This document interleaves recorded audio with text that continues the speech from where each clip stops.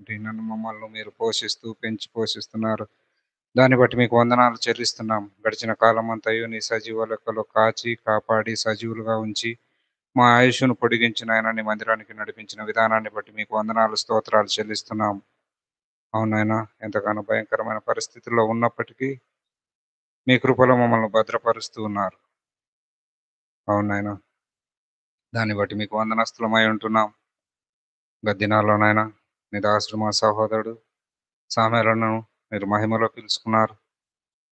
ఆ కార్యక్రమం నిమిత్తమై మేము మందిరంగా సంఘంగా కూడినైనా అబ్బవరం వెళ్ళడానికి, అక్కడ జరిగిన కార్యక్రమం అంతట్లో పాలు పొందడానికి, తిరిగి మళ్ళీ మా గృహాలు చేరి రావడానికి మా ప్రయాణాల్లో నాయన మీరు చూపినటువంటి దయా కనికరాన్ని బట్టి కూడా మీకు వందనాలు, స్తోత్రాలు. క్షేమకరమైన ప్రయాణాన్ని దయచేసినారు. అక్కడ నాయన విత్తబడిన వాక్యం నీ దాసుడు జాన్ అంకుల్ ద్వారా నాయన విత్తబడిన వాక్యానికి నీరు కట్టి ఫలింపచేయండి నాయన.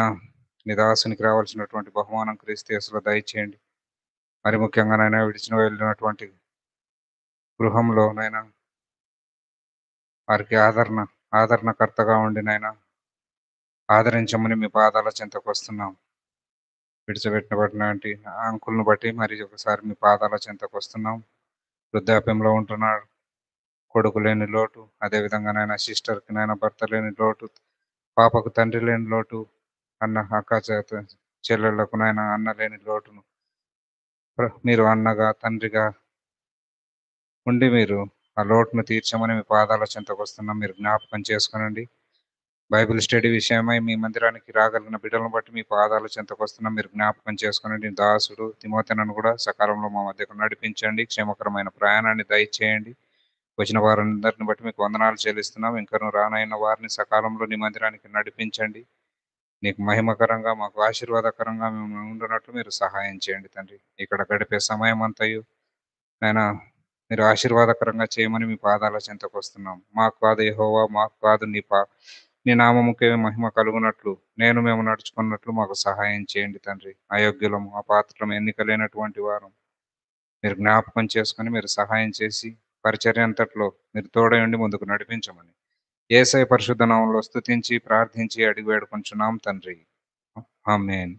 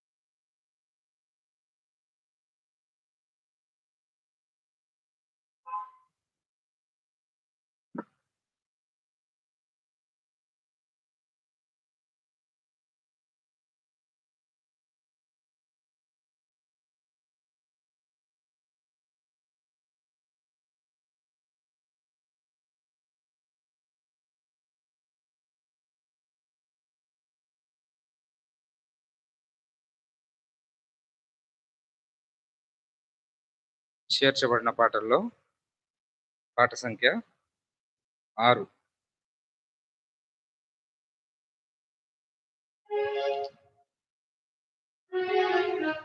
ఆకాశం ముందు నీ ఉండగా నేను ఎవరికి భయపడను.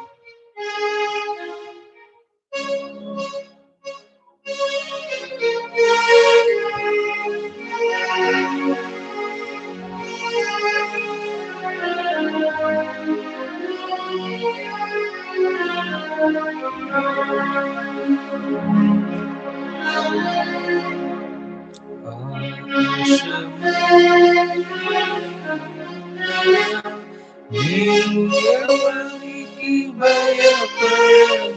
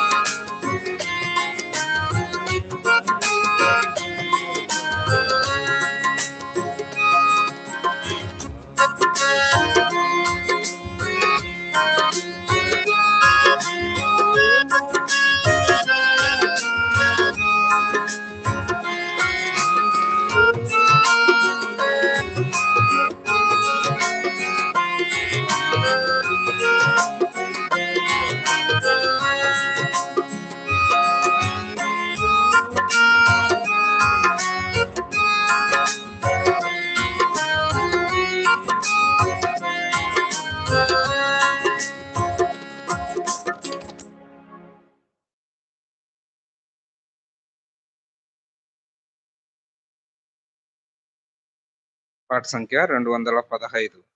పాత పుస్తకాలు కలిగినట్లయితే 213, కొత్త పుస్తకాల్లో పాట సంఖ్య 215. భజింపరండి ప్రభు యేసుని.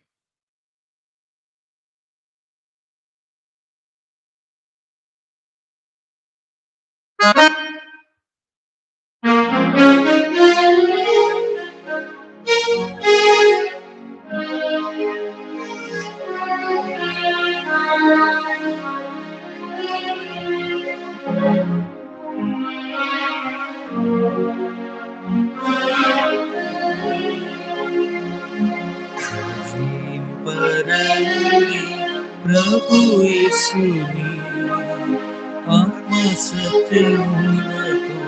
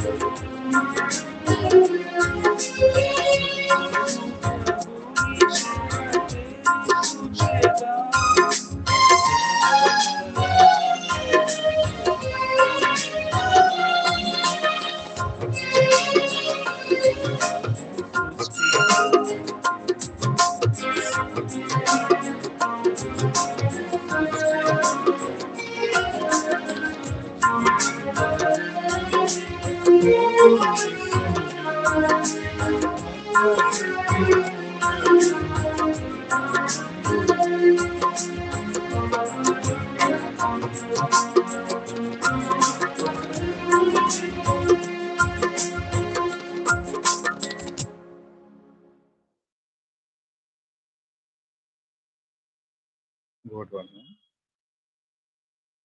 ఇంకో పాడదాం.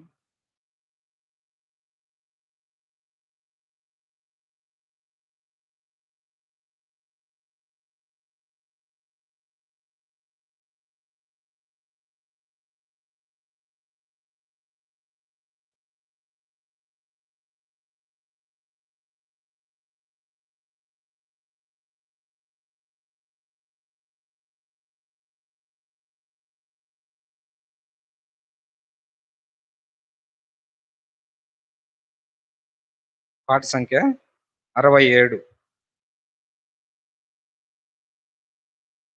స్తుతించుడి యెహోవా దేవుని సూర్యచంద్రులారా.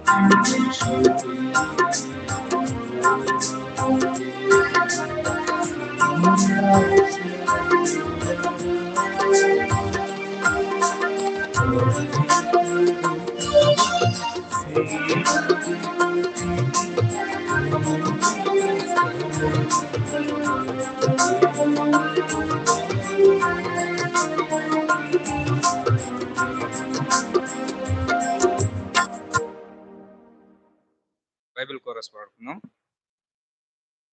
భలే భలే మాట బంగారు మాట.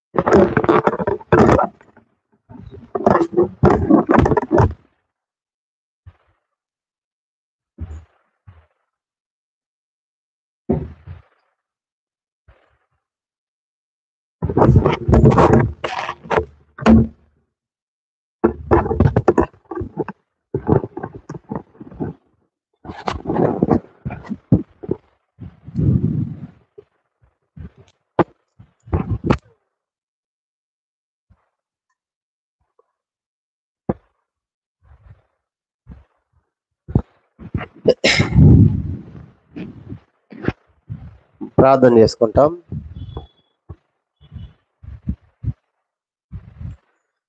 సకల ఆశీర్వాదాలు కాణభూతుడైన మా ప్రియమైన పరలోకపు తండ్రి, పరిశుద్ధుడు నమ్మకమైన మా దేవ, మహోన్నతుడ, జీవంగల తండ్రి, జీవాధిపతి, మీ స్తోత్రాలు చెల్లిస్తూ ఉన్నాం. మీ ప్రియమైన కుమారుడు, మా ప్రభును, మా రక్షకుడైన యేసు ప్రభువారి శ్రేష్టమైన నామపేట స్తోత్రాలు. ఈ రాత్రికాల సమయంలో వారి కార్యక్రమంగా మీరు మాకు ఇస్తున్నటువంటి ఈ బైబిల్ స్టడీ సమయాన్ని బట్టి మీ స్తోత్రాలు. ఈ దినాల్లో దానియేలు గ్రంథాన్ని ప్రారంభించడానికి, ధ్యానం చేయడానికి మీరు చూపిస్తున్న దాన్ని బట్టి మీ స్తోత్రాలు.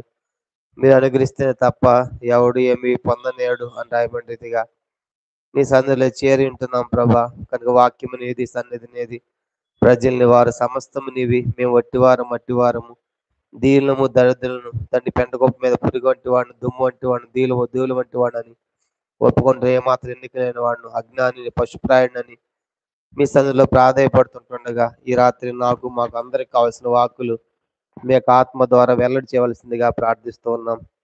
దయలు మా తండ్రి, వచ్చిన ప్రజలు బట్టి స్తోత్రాలు. ఇంకా రావాల్సింది ప్రజల మార్గ మధ్యంలో ఎవరు ఏర్పాట్లో ఉన్నారో నడిపించవలసిందిగా ప్రార్థిస్తూ ఉన్నాం. దయలు మా తండ్రి, సమయంతో దీవెనకరంగా చేయండి.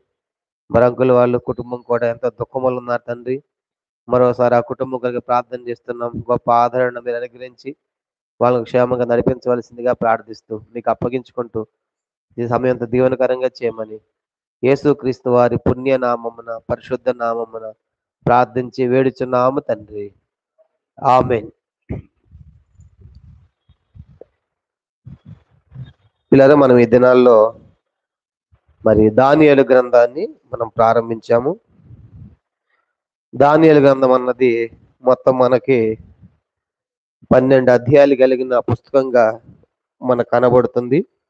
దీన్ని మనము 2 ప్రధాన భాగాలుగా మనం విభజించుకున్నాం. మొదటి భాగం అన్నది మొదటి 6 అధ్యాయాలు మొదటి భాగంగా మనం విభజించుకున్నాం. దానికి ఒక టైటిల్ ఇచ్చుకున్నాము. చెప్పండి, మొదటి భాగం ఏంటి? చారిత్రక భాగము. మొదటి 6 అధ్యాయాలు చారిత్రక భాగము అని మనము టైటిల్ ఇచ్చాము. ఇక మిగతా 7 నుంచి 12 అధ్యాయాలు ప్రవచన భాగము అని మనం జ్ఞాపకం చేసుకున్నాం. అలాగూ ఈ యొక్క పుస్తకాన్ని 2గా విభజించి మొదటి 6 అధ్యాయాలు చారిత్రక భాగం అయితే ఆ చరిత్ర నేపథ్యం ఏంటనే సంగతులు మనం చూస్తూ వచ్చాం. కనుక ఆ చరిత్రలో దానియేలు గ్రంథం ఎక్కడ ప్రారంభమవుతున్న విషయాలు మనం ఎంతో స్పష్టంగా అనేక సంగతులు మనం చూసాం. అలాగూ ఈ యొక్క గ్రంథాన్ని మనం ప్రారంభించాము. మొత్తము 12 అధ్యాయాలు ఉంటే మన ధ్యానము మొదటి అధ్యాయంలో ఉంది. దానియేలు గ్రంథము మొదటి అధ్యాయం. ఈ మొదటి అధ్యాయము మొత్తం మనకు 21 వచనాలు కనబడుతున్నాయి. 21 వచనాలు మనకు కనబడుతున్నాయి. దీనిని మనము 3 భాగాలుగా మనం విభజించుకున్నాం. మొదటిది దానియేలు గ్రంథము మొదటి అధ్యాయం. మొదటి సంగతి అన్నది మొదటి 7 వచనాలు, 1 to 7 మొదటి 7 వచనాలు మొదటి సంగతిగా మనం టైటిల్ ఇచ్చుకుని అది ధ్యానం చేసుకోవడం జరిగింది. దానికి ఇచ్చిన టైటిల్ చెప్పండి, బబులోనుకు కొనిపోబడిన దానియేలు మరియు వారి స్నేహితులు అని మనం ఇచ్చుకున్నాం. బబులోనుకు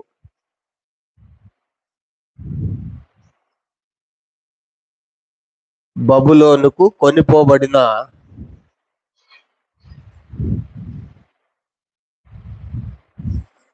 దానియేలు వారి స్నేహితులు. దానియేలు మరియు వారి స్నేహితులు అని మొదటి టైటిల్గా మొదటి 7 వచనాలు కూడా మనము ధ్యానం చేసి మనం ముగించాం. అది మొదటి 7 వచనాలు ధ్యానం చేసాం, కానీ ఒక వచనాన్ని వదిలిపెట్టాం మధ్యలో. చెప్పండి, ఏ వచనం అది? 5వ వచనం. ఎందుకంటే దీన్ని ఎందుకు వదిలిపెట్టామంటే, మొత్తం మనము ఈ అధ్యాయాన్ని మొత్తం మనము 3 పార్ట్స్గా 3 పార్ట్స్గా మనం విభజించుకున్నాం. మొదటి 7 అధ్యాయాలు మొదటి సంగతి అని చెప్పుకున్నాము. రెండో సంగతి అన్నది 8 నుంచి 16 వచనాలు రెండో సంగతిగా, మూడవదిగా 17 నుంచి 21 మూడో సంగతిగా మనం విభజించుకున్నాం. దాంట్లో మన ధ్యానం మొదటి సంగతిలో ఉంది. మొదటి సంగతి అన్నది ఇప్పుడు 7 వచనాలు అయిపోయినాయి కనుక 7 వచనాలు కూడా మనం ముగించేసాం.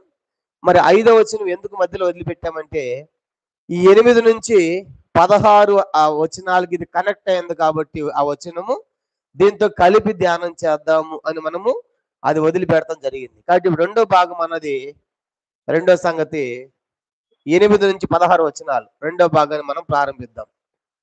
దానియేలు గ్రంథం మొదటి అధ్యాయము 8 నుంచి 16 వచనాలు రెండవ సంగతి మనం ప్రారంభించనంటున్నాం. మొత్తం మనకి ఈ అధ్యాయం మొత్తం మనకి 21 వచనాలు అయితే దీన్ని మనం ఎన్ని భాగాలుగా విభజించుకున్నాము? 3 భాగాలు. మొదటి 7 వచనాలు మొదటి భాగం. దాని టైటిల్ ఏంటంటే, బబులోను కొనిపోబడిన దానియేలు వారి స్నేహితులు. దాంతో డీటెయిల్ గా ప్రతి వచనాన్ని ప్రతి మాటను కూడా మనం ధ్యానం చేసుకోవడం జరిగింది. కాబట్టి ఇప్పుడు దాంట్లో ఆ 7 వచనాల్లో 5వ వచనాన్ని మాత్రం మనం తప్పించాం. ఎందుకంటే అది ఈ వచనాలు కనెక్ట్ అయింది కాబట్టి, కింద వచనాలకు అది కనెక్ట్ అయింది కాబట్టి ఆ వచనాన్ని మనం తప్పించి ప్రారంభించాం. కానీ ఇప్పుడు మనము రెండో సంగతి మనం ప్రారంభించబోతున్నాం. తర్వాత రెండో సంగతి అన్నది ఎక్కడి నుంచి చెప్పండి? ఎక్కడి నుంచి? 8 నుంచి 16 వచనాలు అనే రెండో సంగతి ఈ రోజు మనం ప్రారంభిస్తాం. దానికంటే ముందు ఏది వదిలిపెట్టాము? 5వ వచనం. కాబట్టి 5వ వచనాన్ని చదువుకుని తర్వాత కిందకు వస్తే మనకి దాన్ని కనెక్టెడ్ గా కనబడుతుంది. తర్వాత మూడో సంగతి అన్నది 17 నుంచి 21 వచనాలు మూడో సంగతిగా మనం తర్వాత చూస్తాం. కానీ ఈరోజు మనము రెండో సంగతి ప్రారంభిద్దాం. రెండో సంగతి కూడా ఒక టైటిల్ రాసుకుందాం. దీనికి కూడా ఒక టైటిల్ రాద్దాము. ఒక టైటిల్ చదవబోయే ముందు, సవాళ్ల మధ్య విశ్వాసాన్ని కనపరిచిన దానియేలు వారి స్నేహితులు. సవాళ్ల మధ్య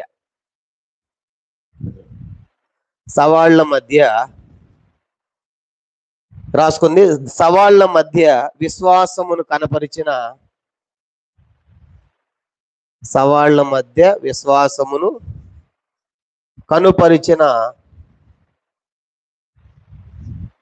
దానియేలు మరియు వారి స్నేహితులు. ఇది రెండో సంగతిగా మనము ఇది అంతా మొదటి సంగతి. ఇది మనం ముగించుకున్నాము. 5వ వచనం తప్ప ఈరోజు రెండో సంగతి మనం ప్రారంభిస్తున్నాం. మొదటి అధ్యాయంలో రెండో సంగతి 8 నుంచి 16 వచనాలు. దానికి ఇచ్చే టైటిల్ ఏంటి? సవాళ్ల మధ్య విశ్వాసమును కనపరిచిన దానియేలు వారి స్నేహితులు అని మనం ప్రారంభిద్దాం. ఇది ప్రారంభించబోయే ముందు ఏం వదిలిపెట్టుకోవాలని చెప్పుకున్నాం? పైన 5వ వచనం. ఒకసారి 5వ వచనాన్ని చదువుకుని కింద వచనాలకు మనం వద్దాం. దానియేలు గ్రంథం మొదటి అధ్యాయం. దానియేలు గ్రంథము మొదటి అధ్యాయము 5వ వచనం ఒకసారి చదువుకుంటాం. దానియేలు గ్రంథము మొదటి అధ్యాయము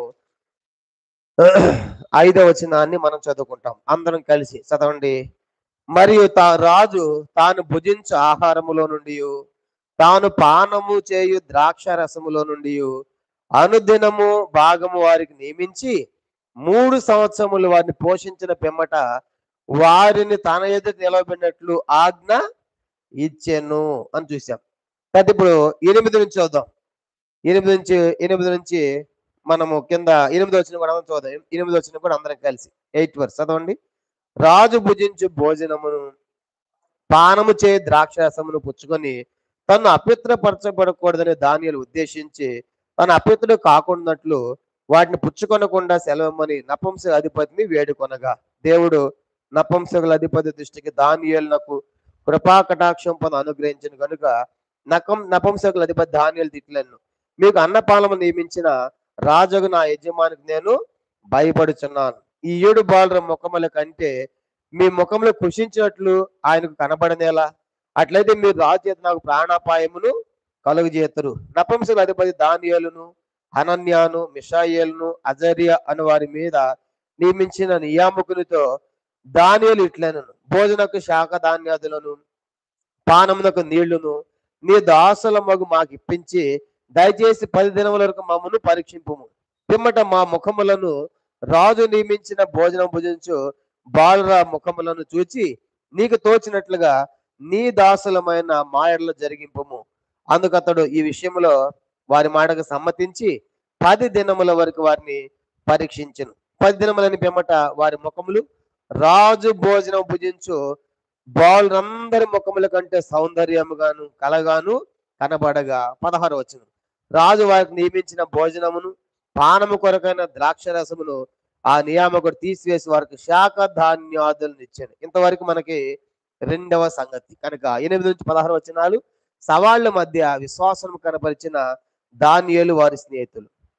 దీనికంటే గత వారం మనం చూసుకున్న బైబిల్ స్టడీలో ఏమని మనం చూసుకున్నాము? గత వారం బైబిల్ స్టడీలో పేర్ల గురించి మనం చూసాం. గత బైబిల్ స్టడీ ఏం నేర్చుకున్నాము? వాళ్ళ పేర్లు, కనుక వాళ్ళ యొక్క అర్థాలు. వాళ్ళు పేర్లు మార్చారు కానీ ఏం మార్చలేకపోయారు?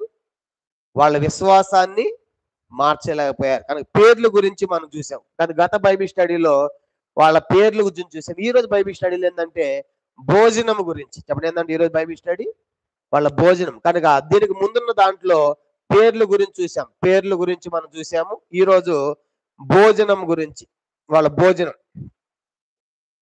కనుక గత దాంట్లో పేర్లు అయితే ఈరోజు వాళ్ళ యొక్క భోజనం గురించి మనం చూడబోతున్నాం. కాబట్టి భోజనం విషయం గురించి ఈరోజు మనం చూడబోతున్నాము. అయితే వాళ్ళ పేర్లు మార్చారు కానీ వాళ్ళ యొక్క విశ్వాసాన్ని కానీ వారి మనసుని కానీ వారి హృదయాన్ని కానీ బబులోనీయులు అవి దానియేలు యొక్క మనసుని విశ్వాసాన్ని మార్చలేకపోయారని చూసాం. కాబట్టి ఆ ముందున్న వచనాల్లో పేర్ల గురించినటువంటి చూస్తే ఇప్పుడే మనకేం కనపడుతుంది? వారి యొక్క భోజనం గురించి. అందుకే 5వ వచనం చూడండి. 5వ వచనము, మరియు రాజు తాను భుజించు ఆహారములో నుండి తాను పానము చే ద్రాక్షరసములో నుండి అనుదిన భాగము వారికి నియమించి 3 సంవత్సరములు వారిని పోషించిన పిమ్మట వారిని తన ఎదుట నిలవబెట్టినట్లు ఆజ్ఞ ఇచ్చాను. ఇప్పుడు వాళ్ళకి వచ్చే భోజనము ఎవరి భోజనం అంట? రాజుగారి భోజనం. కనుక రాజుగారి భోజనం తాగి వచ్చేటువంటి పానం కూడా ఎక్కడి నుంచి వచ్చే పానం అంటే అది రాజుగారి భోజనం. అంటే ఆలోచించండి, రాజుగారి భోజనం ఎవరైనా వద్దంటారా? సొలొమోను బల్ల గురించి మనం చూస్తే మన కళ్ళు చెమ్మగిలుతాయి. కనుక ఎన్ని వధిస్తాడు ఒక్క రోజుకి. కనుక ఒక బలవర్త మనం చెప్పాను. కనుక ఎన్ని దుప్పులు, కనుక ఎన్ని మేకలు కనుక వధించేది. కనుక అంత పెద్ద భోజనం అది. చూసారా, రాజుగారి భోజనం. కానీ ఇప్పుడు రాజుగారి భోజనం అసలు పిలవటమే గొప్ప ఆధిక్యత అనుకుంటాం మనం కదా. పిలవబట్టమే గొప్ప ఆధిక్యత అనుకుంటాము. అలాంటిది ఇప్పుడు రాజుగారి భోజనం వద్దనే వాళ్ళు ఎవరుంటారు? కాబట్టి ఆలోచించండి. కాబట్టి వీళ్ళకి వచ్చేటువంటి భోజనం కూడా ఎవరి భోజనం చెప్పండి? ఇది రాజుగారి భోజనం. అంటే రాజుగారి దగ్గర నుంచి, అంటే రాజు తినే ఆహారం వీళ్ళకి పంపించబడుతుంది, రాజు తాగేదే వీళ్ళకి పంపించబడుతుంది. బహుశా రాజుగారికి రోజుకి 10 కేజీలు ఉండారనుకోండి, ఇంకా నా దగ్గర 10 మంది ఉన్నారంటే ఎన్ని ఉండాలి వాళ్ళకి? ఇంకా వాళ్ళతో పాటు ఇంకో 10 కేజీలు ఎక్స్ట్రా. చూసారు, అంటే సేమ్. కనుక ఆయన తినే భోజనం వాళ్ళకి పెట్టాలి, ఆయన తాగేదే వాళ్ళకి పెట్టాలి. కాబట్టి ఎంత గొప్ప ఆధిక్యత కదా. కనుక రాజుగారి భోజనం తినడం అంటే. తర్వాత ఇప్పుడు వీళ్ళ వయసు కూడా ఎంత చెప్పండి? వీళ్ళ వయసు ఎంత అని చెప్పుకున్నాము? 15 నుంచి 17 సంవత్సరాల వయసు. 15, 16, 17 సుమారుగా. కనుక 70 అనుకుందాం. కనుక మనకి క్యాల్కులేషన్ ప్రకారము 70 అనుకుంటే 17 సంవత్సరాల వయసు అంటే మంచిగా తినే వయసే తినని వయసు చెప్పండి? మనకంటే బీపీలు షుగర్లు ఉన్నాయి కాబట్టి కింద ఉన్న వాళ్ళు మాకు వద్దులే బాబు అంటున్నారు బిర్యానీ పెడితే. 15 సంవత్సరాల పిల్లలు పెడితే బిర్యానీ వద్దంటారా? ఎవరన్నా మటన్ చికెన్ వద్దంటారా? ఎంత తింటారు కనుక, ఎంత తినే వయసు, ఎంతగా అరిగించుకునే వయసు అది. అలాంటి ప్రాయములు ఆలోచిస్తున్నారు. మంచి తినే వయసులో, తాగే వయసులో చెప్పండి ఏం చేస్తున్నారు వాళ్ళు? మేము అపిత్తులం కాకూడదు. చూడండి 8వ వచనము, రాజు భుజించు భోజనము పానము చే ద్రాక్షరసమును పుచ్చుకొని తన్ను పరచకొరగొని దానియేలు ఉద్దేశించి. కానీ ఇప్పుడు వాళ్ళు రాజుగారి భోజనం ఎందుకు తిరస్కరిస్తున్నారు అంటే చెప్పండి, ఎందుకంట అది తింటే ఏమైపోతాము? అపవిత్రమైపోతామేమో. ఏ వయసులో ఆలోచిస్తున్నారు? షుగర్లు వచ్చి, మనలా బీపీ వచ్చి, హార్ట్ అటాక్ వచ్చి, ఇది నాకు పడదలే అంట ఇప్పుడైతే, కనుక పెట్టే వాళ్ళకి కదా. ఇప్పుడు వడ్డించేటప్పుడు మాకెందుకు పెద్ద వయసు, కుర్రోళ్ళకి పెట్టండి అంటారు. ఎందుకు పాపం వాళ్ళకి తినాలి ఆశ ఉన్నా కూడా తినే అరిగించుకునేటువంటి కెపాసిటీ లేదు, కానీ మిషన్ అంతా పాడైపోయింది లోపల. కానీ ఇప్పుడు తిన్నా కూడా పట్టదు కాబట్టి వద్దంటాం. ఇప్పుడు వాళ్ళకి అలాంటి వయసు కాదు అది. చెప్పండి, మంచి తినే తాగే వయసు. అందుకే అందరూ అంటారు కదా, ఈ వయసులాగా ఎప్పుడు అనుభవించేది, ఈ వయసులాగా ఎప్పుడు ఎంజాయ్ చేయాలంటారు చూడండి లోకంలో. అంటే అలాంటి వయసులో ఉండి ఇప్పుడు వాళ్ళు భోజన విషయంలోనే ఎంతో నమ్మకంగా ఆలోచిస్తా ఉన్నారంటే వాళ్ళ తల్లిదండ్రులు ఎలా పెంచి ఉండాలి వాళ్ళని ఆలోచించడం ఒకసారి. కనుక ఆ వయసులో ఈ భోజనం తినకూడదు, మేము అపవిత్రైపోతామని ఆలోచిస్తున్నారంటే వాళ్ళ తల్లిదండ్రులు ఎలా పెంచి ఉండాలి వాళ్ళని. కాబట్టి ఎందుకు వాళ్ళు రాజుగారి భోజనం తినకూడదు, ఎందుకు వాళ్ళు తిరస్కరిస్తున్నారు చెప్పండి? ఎందుకు తిరస్కరిస్తున్నారు అంటే వీళ్ళు ధర్మశాస్త్రం కింద ఉన్నారు. చెప్పండి, వీళ్ళంతా ఎవరు? యూదులు, ఇశ్రాయేలు. కాబట్టి వీళ్ళు ఏం పాటిస్తారు? ధర్మశాస్త్రాన్ని పాటిస్తారు. ధర్మశాస్త్రం పాటించే వాళ్ళు అన్ని తినకూడదు. చూసారా, ధర్మశాస్త్రం పాటించే వాళ్ళు ఏం చేయకూడదు? అన్ని కూడా తినకూడదు. లేవియాకాండం 11వ అధ్యాయం. లేవియాకాండం 11వ అధ్యాయము మొదటి 3 వచనాలు నేను చదువుతాను, తర్వాత మీరు రాసుకోండి. ఈ అధ్యాయం అంతా అదే ఉంటుంది. మొదటి 25 దాకా ఉంటాయి. నేను 4 వచనాలు మాత్రం చదువుతాను. లేవియాకాండం 11వ అధ్యాయం. లేవియాకాండము 11వ అధ్యాయము మొదటి 4 వచనాలు మాత్రం చదువుతాను. మిగతా మీ తర్వాత చదవండి ఇవన్నీ కూడా. లేవియాకాండం 11వ అధ్యాయం మొదటి 4 వచనాలు. మరి యెహోవా మోషే అహరోనుకి ఇలాగ సెలవిచ్చెను, మీరు ఇశ్రాయేలుతో ఇట్లనుడి, భూమి మీదన జీవులన్నిటిలోనూ ఈ జీవులను మాత్రము తినవచ్చును. అది గమనించండి. తర్వాత జంతువులు ఏది డెక్కలు గలది నెమరువేయనో దాన్ని తినవచ్చును, గాని నెమరువేయి వాటిలో 2 డెక్కలు గల వాటిలోను వీటిని తినకూడదు. ఒంటి నెమరువేయను గాని దానికి 2 డెక్కలు లేవు గనుక అది మీకు అపవిత్రము. చూసారా, రెండవ వచనంలో ఈ జీవులను తినవచ్చును. తర్వాత 3వ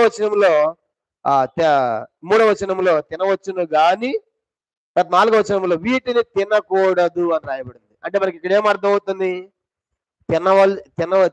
తినేటువంటి జీవులు ఉన్నాయి, తినకూడని జంతువులు జీవులు కూడా ఉన్నాయి. కానీ ఇప్పుడు ధర్మశాస్త్రం ప్రకారము తినవలసినవి ఉన్నాయి, తినకూడనివి కూడా ఉన్నాయి. ఇప్పుడు ప్రశ్న ఏంటంటే వీళ్ళు ఎందుకు వద్దంటున్నారు రాజుగారి భోజనం అంటే, ఒకవేళ పొరపాటున ఆ భోజనములో మేము ధర్మశాస్త్రం పాటించే వాళ్ళం కాబట్టి పొరపాటున తినకూడని జంతువు ఏదైనా వస్తుందేమో అనేది ఒక అభిప్రాయం. రెండవది, రాజుగారు తెచ్చే భోజనం కూడా డైరెక్ట్ అక్కడ తేరు. ఎక్కడ తీసుకెళ్తారు? మొట్టమొదటి దాన్ని వారి దేవతల దగ్గరికి. చెప్పండి, ఎక్కడ తీసుకెళ్తారు వాటిని? ఆ 2 కారణాలు మనం చూస్తాం. మొదటి కారణం ఏంటి? ఆ వచ్చేటువంటి వధించబడేటువంటి ఆ జంతువుల జీవుల్లో ఒకవేళ పొరపాటున మేము తినకూడని ఉన్నవేమో, కాబట్టి డైరెక్ట్ గా రాజుగారి భోజనమే కానీ మేము ధర్మశాస్త్రం పాటించేవాళ్ళం, మేము యూదులు ఇశ్రాయేలు కాబట్టి పొరపాటున తినకూడదు వస్తే మేము అపవిత్రైపోతాం కాబట్టి మేము తినకూడదు. అది తెలియాలి. మాకు తెలియదు కదా. వచ్చినప్పుడు ఏదని అడుగుతాం మనము? అడగం కదా, తినకూడదు కాబట్టి పొరపాటున వస్తుందేమో అపవిత్రం అవుతామనే ఉద్దేశం ఒకటైతే, రెండవది ఆ తేబోయే ముందు భోజనం ఎక్కడ తీసుకెళ్తారు? మొట్టమొదటి దాన్ని వారి యొక్క దేవతల దగ్గర తీసుకెళ్తారు. దేవతల దగ్గర తీసుకెళ్ళి ఆ దేవతల దగ్గర ఆ పూజలు చేసిన తర్వాత తీసుకొస్తారు. కానీ ఇప్పుడు 2 కారణాలు మనం చూస్తాం. మనం కూడా చూడండి, కొత్త నిబంధనలు ఉన్నాం కానీ మనం కూడా అన్ని తినేస్తా ఉన్నాం. ఉదాహరణగా స్వీట్ షాప్కి వెళ్ళాము, పుట్టినరోజు బర్త్డే ఏదో ఉంది, సంతోషమైన కారు, తక్కువ కేజీ స్వీట్ తెచ్చేసి పనిచేస్తున్నాం. ప్రశ్న ఏంటంటే ఆ షాప్ ఆయన పొద్దున్న పూజ చేస్తాడు చేయడా? చెప్పండి, చేస్తాడా చేయడా? మరి తినేస్తున్నాక మనం కూడా. 1 కొరింథీ పత్రిక మొదటి కొరింథీ పత్రిక 10వ అధ్యాయం. మొదటి కొరింథీ పత్రిక 10వ అధ్యాయం 25వ వచనం, 26 కూడా. మొదటి కొరింథీ పత్రిక 10వ అధ్యాయం 10వ అధ్యాయము 25, 26 వచనాలు చదువుకుంటాం. మొదటి కొరింథీ పత్రిక 10వ అధ్యాయం 25, 26 అందరూ చదవండి. మనస్సాక్షి నిమిత్తము ఏ విచారణ చేయక కటికవాని అంగడిలో అమ్మునదేదో దానిని తినవచ్చును. అంగడులు అంటే రాయలసీమలో అంగడి అంటాడు, అంగడి. తెలంగాణ మడిగలు అంటారు. కనుక ఇంకా ఆంధ్ర రాష్ట్రంలో షాపులు అంటారు. అన్ని ఒకటే, కొట్టు అంటారు. కాబట్టి కొట్టు అన్న, మడిగలన్న, అంగడి అన్న ఒకటి. ఏంటంటే అమ్మే వస్తువులు అన్నమాట. చెప్పండి, ఏంటంటే మనస్సాక్షి నిమిత్తము ఏ విచారణ చేయక కటికవాని అంగడిలో అమ్మునదేదో దానిని తినవచ్చును. చూసారా, అర్థమైంది. ఇప్పుడు 1 కేజీ స్వీట్ తెచ్చావు అంగడిలో, తేగాని ఇప్పుడు ఏం చేయాలంట? అది కటికవాని అంగడి, కానీ ఆయన పూజ చేయకుండా ఏం పెట్టడు. కానీ తెచ్చుకుని తింటున్నాంగా, అందరు పంచుతున్నాముగా. కానీ తినబోయే ముందు ఏం చేస్తున్నాం మనం చెప్పండి? తినబోయే ముందు ఏం చేస్తారు? ప్రార్థన చేస్తాం. మొదటి తిమోతి పత్రిక 4వ అధ్యాయం 4-5 వచనాలు ఏమని రాయబడింది? అది ప్రార్థన వలనను వాక్యం వలన ఏమవుతుందంట? పవిత్రపరచం. అది మన విశ్వాసం. కాబట్టి అందుకే ఆ తీసుకొచ్చి మొదటి తిమోతి పత్రిక ఆమెడు కూడా చదువుతాము. అది ఏదైనా సరే మనం తీసుకొచ్చిన తర్వాత ప్రార్థన చేస్తున్నాం కాబట్టి ప్రార్థన ద్వారా ఏమైపోతుందంటే అది మొదటి తిమోతి పత్రిక 4వ అధ్యాయము 5వ వచనం. మొదటి తిమోతి పత్రిక 4వ అధ్యాయం 5వ వచనం. ఏలైనగా అది దేవుని వాక్యం వలనను ప్రార్థన వలనను పవిత్రపరచబడుచున్నది. చూసారా? కాబట్టి ఆ కడికవని అంగంలో స్వీట్ త్యాగానే ఎక్కడ ప్రార్థన చేస్తాం, తినేటప్పుడు ప్రార్థన చేస్తాం. కాబట్టి ఇప్పుడు ఈ ప్రార్థన ద్వారా అదేమైపోయింది చెప్పండి?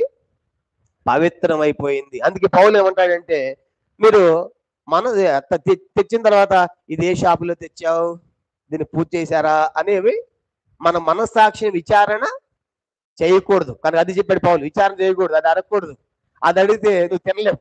చూసారా? అడగకుండా ఏం చేయాలి? చేయవలసిన పని ఏంటి? రాగని చేతిలోకి ప్రభా దీనిని పవిత్రపరచని ప్రార్థన చేయాలి. అంతేగాని ఏ షాపులో కొన్నావు, అది చేశాడా, బలర్పించాడా, ఇవన్నీ కూడా ఈ యొక్క ఓవర్ యాక్షన్ అవసరం లేదు మనకి. చూసారా? అది అవసరం లేదు. అది రాగానే ప్రార్థన చేయాలి. ప్రార్థన చేసి తినవచ్చు. ఎందుకు అట్లా తినాలి చూడండి. ఇప్పుడు 26వ వచనం, మొదటి కొరింథీ పత్రిక 10వ అధ్యాయం. మొదటి కొరింథీ పత్రిక 10వ అధ్యాయము 26వ వచనం కూడా చదువుతాం. మొదటి కొరింథీ 10:26. భూమియు, చదవండి, భూమియు దాని పరిపూర్ణతయు ప్రభునివై ఉన్నవి. చూసారా? ఇప్పుడు ఆయన షాపులో ఉన్న వస్తువులంతా ఒక మాట చెప్పాలంటే భూమి దాని పరిపూర్ణ, అంటే భూమి మీద ఉన్నవన్నీ ఎవరివి చెప్పండి? భూమి మీద ఉన్నవన్నీ ఎవరివి? దేవునివి. చెప్పండి, భూమి దాని పరిపూర్ణత ప్రభునివై ఉన్నవంటే ఆయన వాడే వస్తువులు, ఆయన తీసుకొచ్చే ప్రతి పదార్థం ఎవరు చెప్పండి? అది దేవునిది. కనుక దేవుంది. కాబట్టి మీరేం చేయాలంటే అవన్నీ దేవుని సృష్టి. కనుక అది చెక్క అయినా, రాయి అయినా, ఇంకా ఏ వస్తువులు అయితే వాడుతున్నారో ప్రతిది కూడా దేవుని సృష్టి. ఇవన్నీ దేవుని సృష్టిలో భాగమే కదా. భూమి మీద ఆయనే, భూమి కలుగుని కాకంటే భూమి అయింది, భూమి కలిగింది. కాబట్టి అవన్నీ ప్రభుని సృష్టి. కాబట్టి అవన్నీ మీరు తినవచ్చు.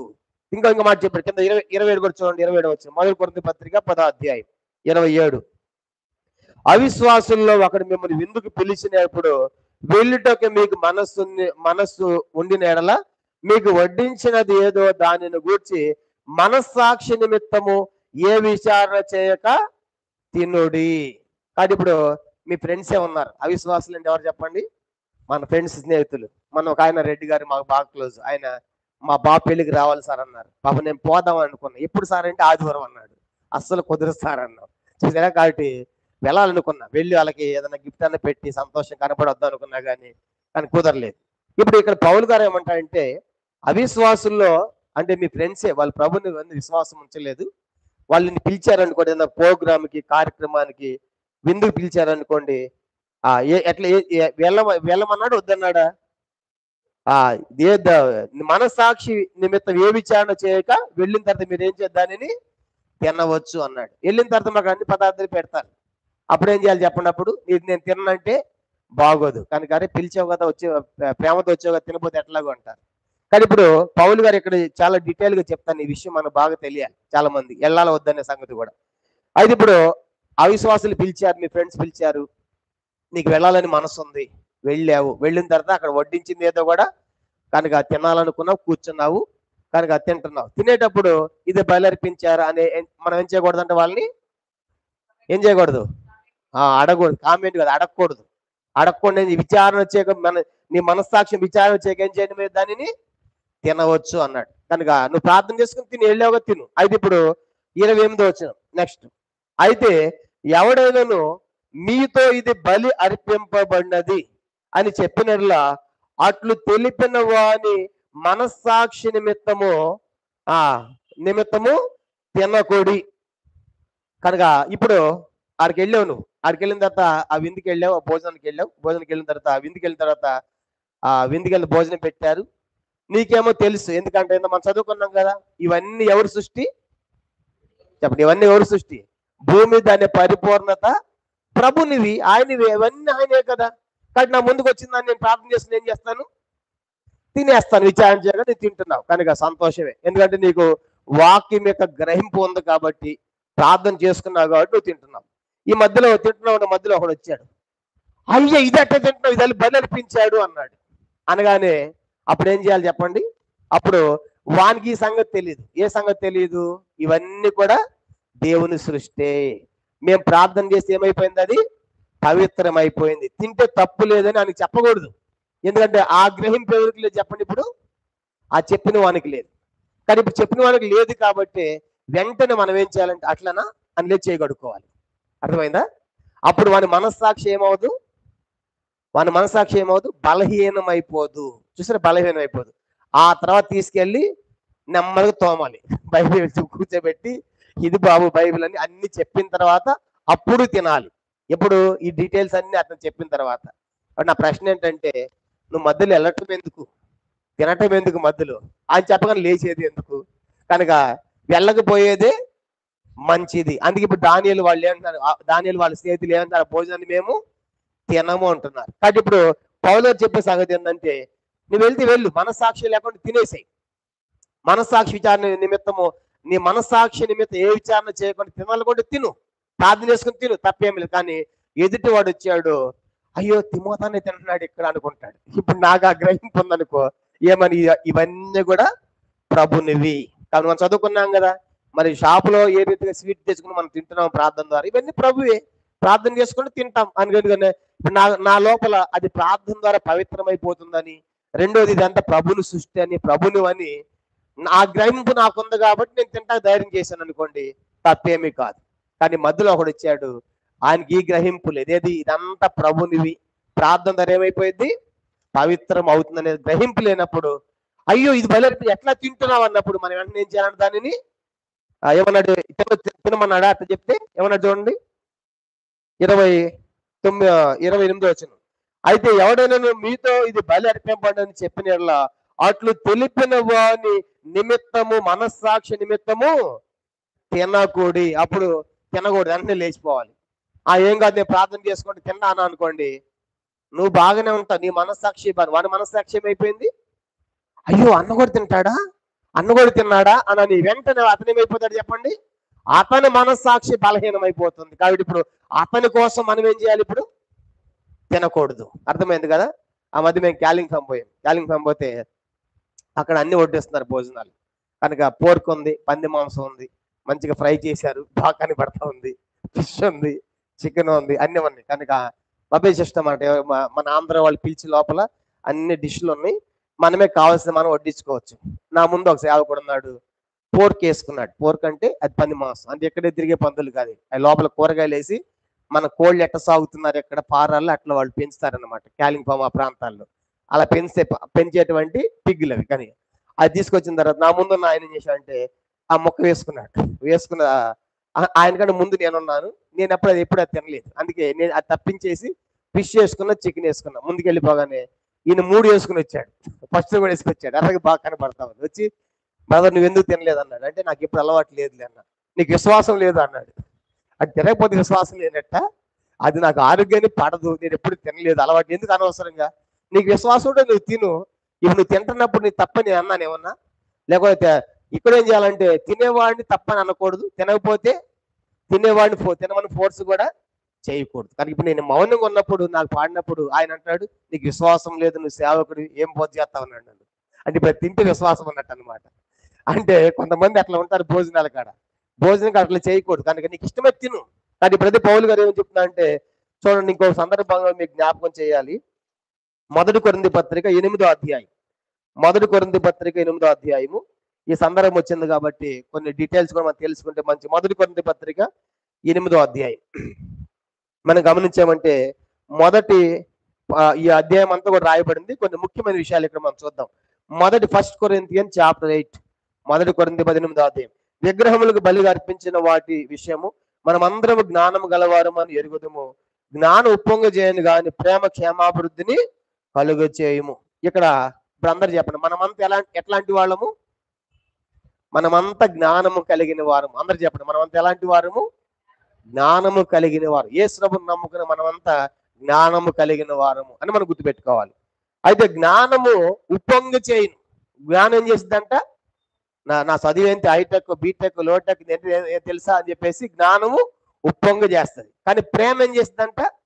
క్షేమాభివృద్ధి. కాబట్టి రెండింటిలో ఏది ప్రాముఖ్యమైంది అంటే ప్రేమే ప్రాముఖ్యమైంది. ఎంత జ్ఞానం ఉన్నప్పుడు కూడా మన లోపల ప్రేమ లేకపోతే అవన్నీ కూడా వ్యర్థమే.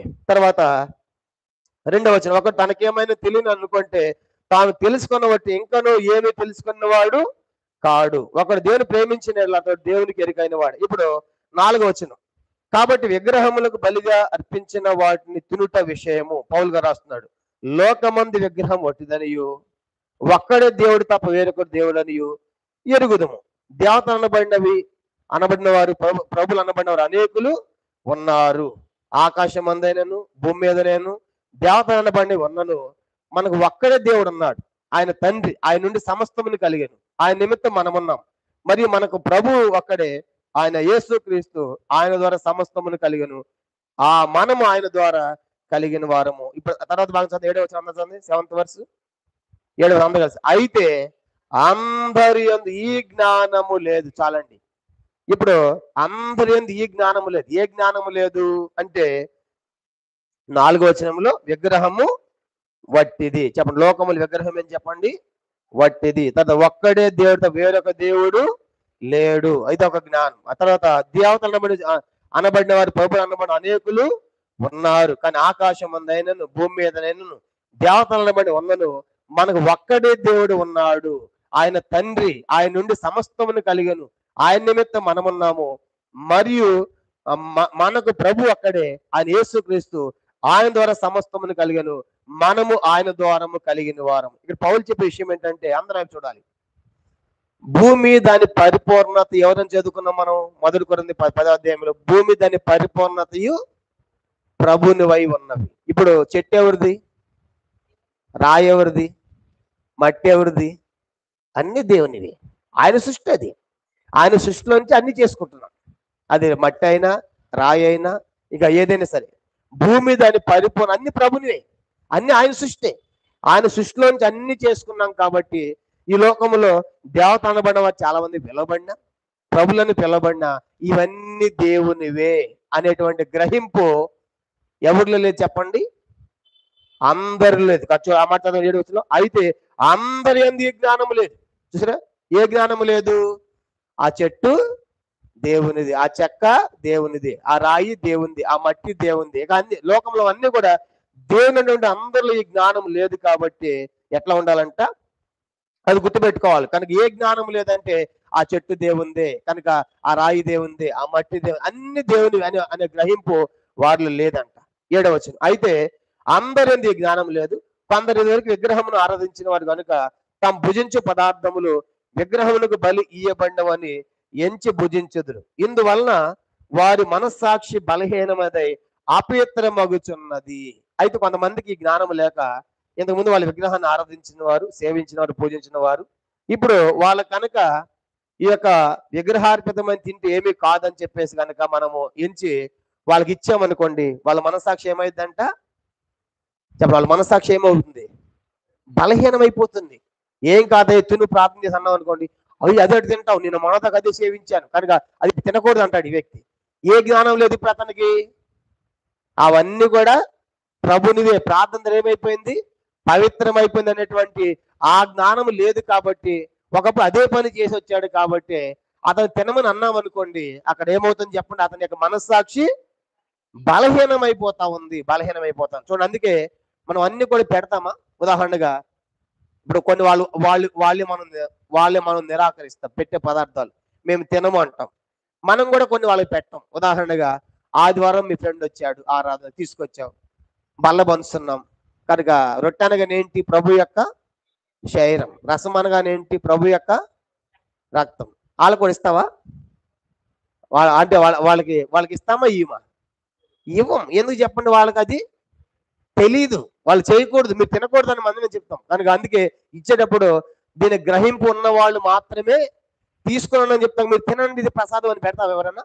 కాబట్టి మనం కూడా పెట్టాం. కాబట్టి వాళ్ళు తీసుకున్న వద్దురా, నువ్వు తీసుకోకూడదు, ఎందుకంటే అతను ప్రభువుని నమ్మలేదు, బాప్తిసం లేదు, అవన్నీ తెలియదు కదా. కనుక మనమే దాన్ని అంగీకరించం. అలాంటప్పుడు వాళ్ళు కూడా కొన్ని తీసుకోండి అని చెప్పకూడదు. కనుక దానికాడ పంచాయతీలు అవసరం లేదు. కనుక హాయ్ అంటే హాయ్, బాయ్ అంటే మంచిగా ఉండాలి తప్ప మనము దాన్ని పెట్టకూడదు, వాళ్ళు కూడా మనకి పెట్టకూడదు. కానీ బయటికి వెళ్ళి ఇద్దరం కూడా స్నేహితులుగానే ఉండాలి, ఫ్రెండ్స్ గానే ఉండాలి, మంచిగానే ఉండాలి. కనుక ఎవరి విశ్వాసాలు వాళ్ళవి. కానీ ఇది మా విశ్వాసం, ప్రభునందు విశ్వాసం ఉంచి బ్యాప్టిజం తీసుకుంటే అనేది తినాలి అనేది మన విశ్వాసం. అది వాళ్ళ విశ్వాసం కాదు. విశ్వాసాలు వేరే, స్నేహాలు వేరే. కాబట్టి దానికాడ రాద్ధాంతాలు పంచాయతీలు చేసుకోవాల్సిన అవసరము లేదనే విషయం మనం గుర్తుపెట్టుకోవాలి. కనుక మనం కూడా పెట్టం కదా, వాళ్ళు కూడా పెట్టకూడదు. అదే ఇప్పుడు అలా జరిగిందంట. కాబట్టి పౌలు గారు ఇప్పుడు ఇక్కడ చెప్పాల్సిన విషయం ఏంటంటే, ఇప్పుడు వాళ్ళు ఒకప్పుడు విగ్రహం ఆరాధించిన వారు కాబట్టి వాళ్ళకి ఏ జ్ఞానం లేదు చెప్పండి? అందరూ ఏ జ్ఞానం లేదు? ఇవన్నీ ప్రభుని యొక్క సృష్టి. ఒక మాట చెప్పాలి, భూమి మీద ఉన్నవన్నీ ఎవరివి? దేవునివే. అది ఏదైనా సరే. కాబట్టి ప్రార్థన చేసుకుని తింటే తప్పేమీ లేదు అనేటువంటి ఆ జ్ఞానం అందరూ లేదు. కాబట్టి ఒకప్పుడు దాన్ని ఆరాధించిన వారు కాబట్టి వాళ్ళ కనుక మనం తినమని అన్నాం అనుకోండి, ఒకప్పుడు నేను అక్కడి నుంచి వచ్చా కదా, మళ్ళీ నాకు అదే పెడుతున్నావు అని వాళ్ళ మనస్సాక్షి ఏమవుతుంది? బలహీనం అవుతుంది. కాబట్టి వాళ్ళకి ఏం చేయకూడదు? మనం తినమని చెప్పకూడదు. నెక్స్ట్ 8వ అధ్యాయం చూడండి. 8వ అధ్యాయము 8వ వచనం, 1 కొరింథీ 8:8. భోజనం బట్టి దేవుని ఎదుట మనం మెప్పు పొందము, తినకపోయినందున మనకు తక్కువ లేదు, తిన్నందున మనకు ఎక్కువ లేదు. పరలోక రాజ్యంలో భోజనాలు బట్టి ఏమి బహుమానాలు లేవు. అబ్బా నువ్వు తినకుండా ఉన్నావు, శబాష్, తీసుకొని ఏం దేవుడు బహుమానాలు ఇవ్వడు. కనుక భోజనాలను బట్టి పరలోకములో మెప్పు లేదు. భోజనాలు బట్టి బ్రతుకును బట్టి ఉంటది, ఎలా బ్రతికావు కనుక అనేది చాలా ప్రాముఖ్యమైనది. కనుక భోజనాలు బట్టి కొంతమంది నిష్ఠగా పాటిస్తారు, కానీ ఆ భోజనం ఏం తినమని. కనుక భోజనాన్ని బట్టి దేవుని ఎదుట ఏం లేదంట? మెప్పు లేదు. అది ఏ భోజనమైనా సరే. తినకపోయినందున మనకు తక్కువ లేదు, తినేందున మనకు ఎక్కువ లేదు. ఎందుకు భోజనాన్ని బట్టి మెప్పు ఉండదు? రోమపత్రిక చూడండి, ఒక మాట చూద్దాం. ఇదో కొరింథీ పత్రిక అనుకుంటాను, ఆ మాట కూడా. ఎందుకు దేవుని భోజనాన్ని బట్టి మనకు మెప్పు ఉండదంటే, రోమపత్రిక 14వ అధ్యాయం. రోమపత్రిక 14వ అధ్యాయము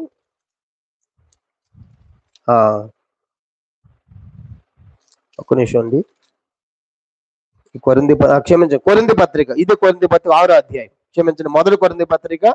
భోజనాన్ని బట్టి ఎందుకు మనకు మెప్పు ఉండదంటే, 1 కొరింథీ పత్రిక 6వ అధ్యాయం 13వ వచనం. 1 కొరింథీ పత్రిక 6వ అధ్యాయము 13వ వచనం. 1 Corinthians chapter 6 verse 13. అందరు చదువుదాము. భోజన పదార్థములు కడుపునకును, కడుపు భోజన పదార్థములకును నియమింపబడి ఉన్నవి, దేవుడు వాటిని నాశనము చేయును. అందరూ చూడండి, భోజన పదార్థాలు దేనికి నియమించాడంట? కడుపుకు నియమించాడు. తర్వాత కడుపు దేనికోసం అంట? భోజన పదార్థాల కోసం. కానీ ఇప్పుడు దేవుడు దానిని అంటే దేనిని? భోజనమును. వాటిని అంటే దాని అంటే కడుపును, వాటిని అంటే భోజన పదార్థాలు ఏం చేస్తాడంట? నాశనం చేస్తాడు. అంటే చూడండి, భోజనం తిన్నాము, కడుపుకి వెళ్ళి బహిర్భూములు ఏమవుతుంది? అది విడగబడుతుంది. దానివల్ల నీకు అపవిత్రమేం కాదు. పౌలు రాసే మాట అది. కానీ పౌలు గారు ఏమంటాడంటే, భోజన పదార్థాలు కడుపుకున్నాయి, కడుపు భోజన పదార్థాలు ఆ రెండు కూడా నాశనం అయిపోయేవే. కడుపు నాశనం అయిపోతుంది ఒక దినం. తర్వాత మనం తిన్న పదార్థాలు కూడా బహిర్భూమిలో విడగబడతాయి. కాబట్టి అది నాశనం అయిపోతుంది, కడుపు నాశనం అయిపోతుంది. కాబట్టి భోజనాన్ని బట్టి ఏమన్నా ఏం లేదు, మెప్పు లేదు. కానీ మనం బ్రతికే చాలా ప్రాముఖ్యమైనది. అందుకే 1 Corinthians 8వ అధ్యాయము చూడండి. అందుకే పౌరుడు మనం భోజనాన్ని బట్టి మెప్పు లేదు కాబట్టి తిన్నందున మనకు తక్కువ లేదు, తినకపోయినా మనకు ఎక్కువ లేదు. 9వ వచనం, 1 కొరింథీ పత్రిక 8:9. మా తర్వాత చూడండి 9వ వచనం. అయినను మీకు కలిగిన ఈ స్వాతంత్రం వలన బలహీనులకు అభ్యంతరము కలుగకుండా చూచుకొనుడి. ఇప్పుడు అందరూ చూడాలి, ఏ స్వాతంత్రం ఉంది మనకి? మనకి ఏ స్వాతంత్రం ఉంది చెప్పండి? ఇది అంత దేవుని సృష్టి, అవన్నీ కూడా దేవునివే, ప్రభునివే. ప్రార్థన ద్వారా ఏమైపోతుంది? పవిత్రమైపోతుంది. తిన్నా కూడా ఏమి కాదు అనే జ్ఞానము గ్రహిము మనకు ఉన్నప్పటికి కూడా ఏమంటాడు పౌలు గారు? ఆ ఆ యొక్క స్వాతంత్రం మనకు ఉన్నప్పటికి కూడా బలహీనులకు అభ్యంతరము కలగకుండా చూసుకొనుడి. కాబట్టి నువ్వు తింటే నీకేమి కాదు, ప్రార్థన ద్వారా పవిత్రం అయిపోతుందని తెలుసు. కానీ ఇప్పుడు ఒక బలహీనుడు వచ్చాడు, వాడికి ఇదంతా తెలియదు. ఏమంతా తెలియదు? ఇవన్నీ ప్రభునివే, ఇదంతా ప్రభుని సృష్టి, ప్రార్థన ఏమవుతుంది? పవిత్రమైపోతుంది అనేటువంటి ఆ గ్రహింపు అతనికి లేదు. కాబట్టి ఇప్పుడు అతను బలహీనుడు. నువ్వు తింటే అతను ఏమైపోతాడు? అది అన్న తిన్నప్పుడు నేను కూడా తింటా అని చెప్పేసి వాడి మనసులో అదంతా తెలియకుండా తిన్నాడు. కాబట్టి ఆటోమేటిక్ అదంతా ఏమైపోతుందంట? ఆ విశ్వాసము మూలం కానిది అది పాపము. కాబట్టి తినకుండా తింటే అది దోషం అయిపోతుంది. కాబట్టి అలాగా అన్నప్పుడు నేను కూడా తింటా అని చెప్పేసి నిన్ను బట్టి వాడు ధైర్యం తెచ్చుకుంటాడు అని తెలియకుండా. అందుకే ఇప్పుడు ఏం చేయాలంటే వాళ్ళ కోసం బలహీనకు మనం ఏం చేయకూడదు? మన యొక్క స్వాతంత్రాన్ని అభ్యంతరము, మన స్వాతంత్రము ఇతరులకు అభ్యంతరంగా ఉండకూడదు. నాకేమి కాదు, ఇప్పుడు నేను తింటాను, నేను తెచ్చి నాకు కొంతమంది మధ్య యూట్యూబ్లో నా ముందు పెట్టని నేను ప్రార్థన చేసుకుని తింటా ఉంటున్నారు. నువ్వు తింటా, నీకేమి కాదు, నీకు తెలుసు అదంతా. తెలియని వాడి సంగతి అది అంత పెద్ద నేను కూడా తింటా అంటాడు వీడు కూడా. కాబట్టి ఆయన ఎప్పుడు తినాలి? ఇది ఈ గ్రహింపు అతనికి కూడా ఉంటే తింటే ఏమి కాదు. చూసారా? అందుకే మనకు స్వాతంత్రం ఉన్నా కూడా అన్ని చేయదగినవి కాదు. నీకు తెలుసు ఆయన ఏం కాదు, ఆయన కూడా చేయకూడదు. తర్వాత 10వ వచనం, 1 కొరింథీ పత్రిక 8వ అధ్యాయం 10వ వచనం. ఏలయనగా జ్ఞానము గల నీవు, ఇది బాగా గమనించాలి, ఏలయనగా జ్ఞానము గల నీవు విగ్రహాలయమందు భోజన భక్తిని కూర్చుండగా ఒకడు చూచిన ఎడల బలహీనమైన మనస్సాక్షి గల అతడు విగ్రహముకు బలి ఇవ్వబడిన పదార్థములు తిరుగుటకు ధైర్యము తెచ్చుకొనును కదా. కాబట్టి నువ్వు జ్ఞానము గల నీవు, నీకేం జ్ఞానం ఉంది చెప్పండి? మనమంతా ఎవరమి? మనమంతా ఎవరమి? మనుషులం కాదు. అక్కడ వచ్చిందా చెప్పిందాక చెప్పండి. మనమంతా జ్ఞానము గలవారు. ఏమని జ్ఞానం కలిగిన వారము? ఇవన్నీ దేవుని సృష్టి, సర్వభూమి దేవుని, భూమి అంతా ఆయన యొక్క భూమి, దాని పరిపూర్ణ ప్రభునివి అనే జ్ఞానం మనకుంది. కాబట్టి మనం తింటే ప్రార్థన ఏమైపోతుంది? దేవుని సృష్టి, ప్రార్థన చేసుకునే అభ్యంతరం పవిత్రమై అనేటువంటి స్వాతంత్రం ఉంది, జ్ఞానము ఉంది. కానీ ఆ జ్ఞానం కూడా నీకుంది. ఇప్పుడు ఆ జ్ఞానం కూడా నీవు ఇప్పుడు ఎక్కడ కూర్చున్నావు? విగ్రహాల పక్కన కూర్చున్నావు. అంటే అర్థం ఏంటి? ఆ విగ్రహం దగ్గర వచ్చేది కూడా ముందు వచ్చింది అనుకోండి, నువ్వు ప్రార్థన చేస్తే ఏమైపోయింది నీకు? నువ్వు ప్రార్థన చేసుకుంటే ఏమైపోయింది నీకు? అది పవిత్రమైపోయింది. అది జ్ఞానం నీకుంది కనుక చదువు. అదే మన జ్ఞానం కలిగేవారు కనుక ఏమీ కాదు, తింటే కూడా ఏమీ కాదు అనే ఆ జ్ఞానం మనకుంది. ఇప్పుడు నేను చెప్పేది కొత్త నిబంధన గురించి. పాత నిబంధనలో ధర్మశాస్త్రం ఉన్నప్పుడు తినకూడదు. ఇది కొత్త నిబంధన కాలం కాబట్టి పౌలు గారు ఇది రాస్తూ, నువ్వు జ్ఞానం ఉంది, ఇదంతా ప్రభుని సృష్టి జ్ఞానం నీకు ఉన్నప్పుడు, దేని అనే జ్ఞానం ఉన్నప్పుడు నువ్వు విగ్రహాల బంధు మీద కూర్చున్నప్పుడు నువ్వు తినడానికి కూర్చున్నప్పుడు బలహీనుడు ఒకడు పోతా ఉన్నాడు. అయ్యో అన్న అక్కడ కూర్చున్నాడు అన్నాడు. వాడికి ఏమి లేదు చెప్పండి? ఇప్పుడు ఈ జ్ఞానము లేదు. మీకు అర్థమైందని చెప్పే కాన్సెప్ట్. ఏ జ్ఞానము లేదు? ఇవన్నీ కూడా దేవుని సృష్టి. అది చెక్క అయిన మట్టి అయిన రాయిన దేవుడు కలుగు చేశాడు. భూమి అంతా అయింది కాబట్టి అదంతా అయింది అయినప్పుడు, ఆ స్వీట్ల షాప్ కూడా అయింది అయిన షాపులో స్వీట్ అయింది అయిపోయినప్పుడు, అన్ని ఆయన అయినప్పుడు నేను ప్రార్థన చేసుకుంటే నాకన్నీ ఏమైపోతాయి? పవిత్రమేమనే గ్రహం మనకున్న జ్ఞానం ఎవరికి లేదు? ఇప్పుడు వానికి లేదు. కాబట్టి మనం ఏం చేయాలంట? చూడండి అమ్మ చూడు అని అంటాడు. అప్పుడు వాళ్ళకి అవన్నీ తెలియకుండా తినుటకు ధైర్యము తెచ్చుకున్నాను కదా. ఇప్పుడు వాడేం చేస్తాడంటే వెళ్ళేవాడు బలహీనుడు, అరే తిమోతందిని మనం తింటే తిన్నా వాడు వస్తాడు. కానీ వానికి ఏం లేదు చెప్పండి? ఈ జ్ఞానం. అట జ్ఞానం లేకుండా తిన్నాం అనుకోండి ఏమైంది? విశ్వాస మూలము కానిదేదో. రోమపత్రిక 14 ఇక్కడ చేపెట్టు. రోమపత్రిక 14 అధ్యాయం. రోమపత్రిక 14 అధ్యాయం. రోమపత్రిక 14 అధ్యాయము 14 వచనం. రోమపత్రిక 14 రోమపత్రిక 14 అధ్యాయము 14 వచనం చదువుదాం. రోమ 14 చదవండి. సహజముగా ఏది నిషిద్ధము కాదని నేను ప్రభువుని యేసునందు ఎరిగి రూఢిగా నమ్ముచున్నాను. అయితే ఏదో నిషిద్ధమని ఎంచుకున్న వానికి అది నిషిద్ధమే. పౌలు రాసి అంటాడు, సహజముగా కొత్త నిబంధన ప్రకారము నిషిద్ధమైంది ఏది కూడా కాదు. అంటే అన్ని ప్రార్థన ఏమైపోతున్నాయి అంటాడు, సహజంగా నిషిద్ధం కాదు, నువ్వు ప్రార్థన చేసుకుంది, కానీ ఇది నిషిద్ధం అని అనుకున్నాడు అనుకోండి, అతనికి ఏదది నిషిద్ధమే.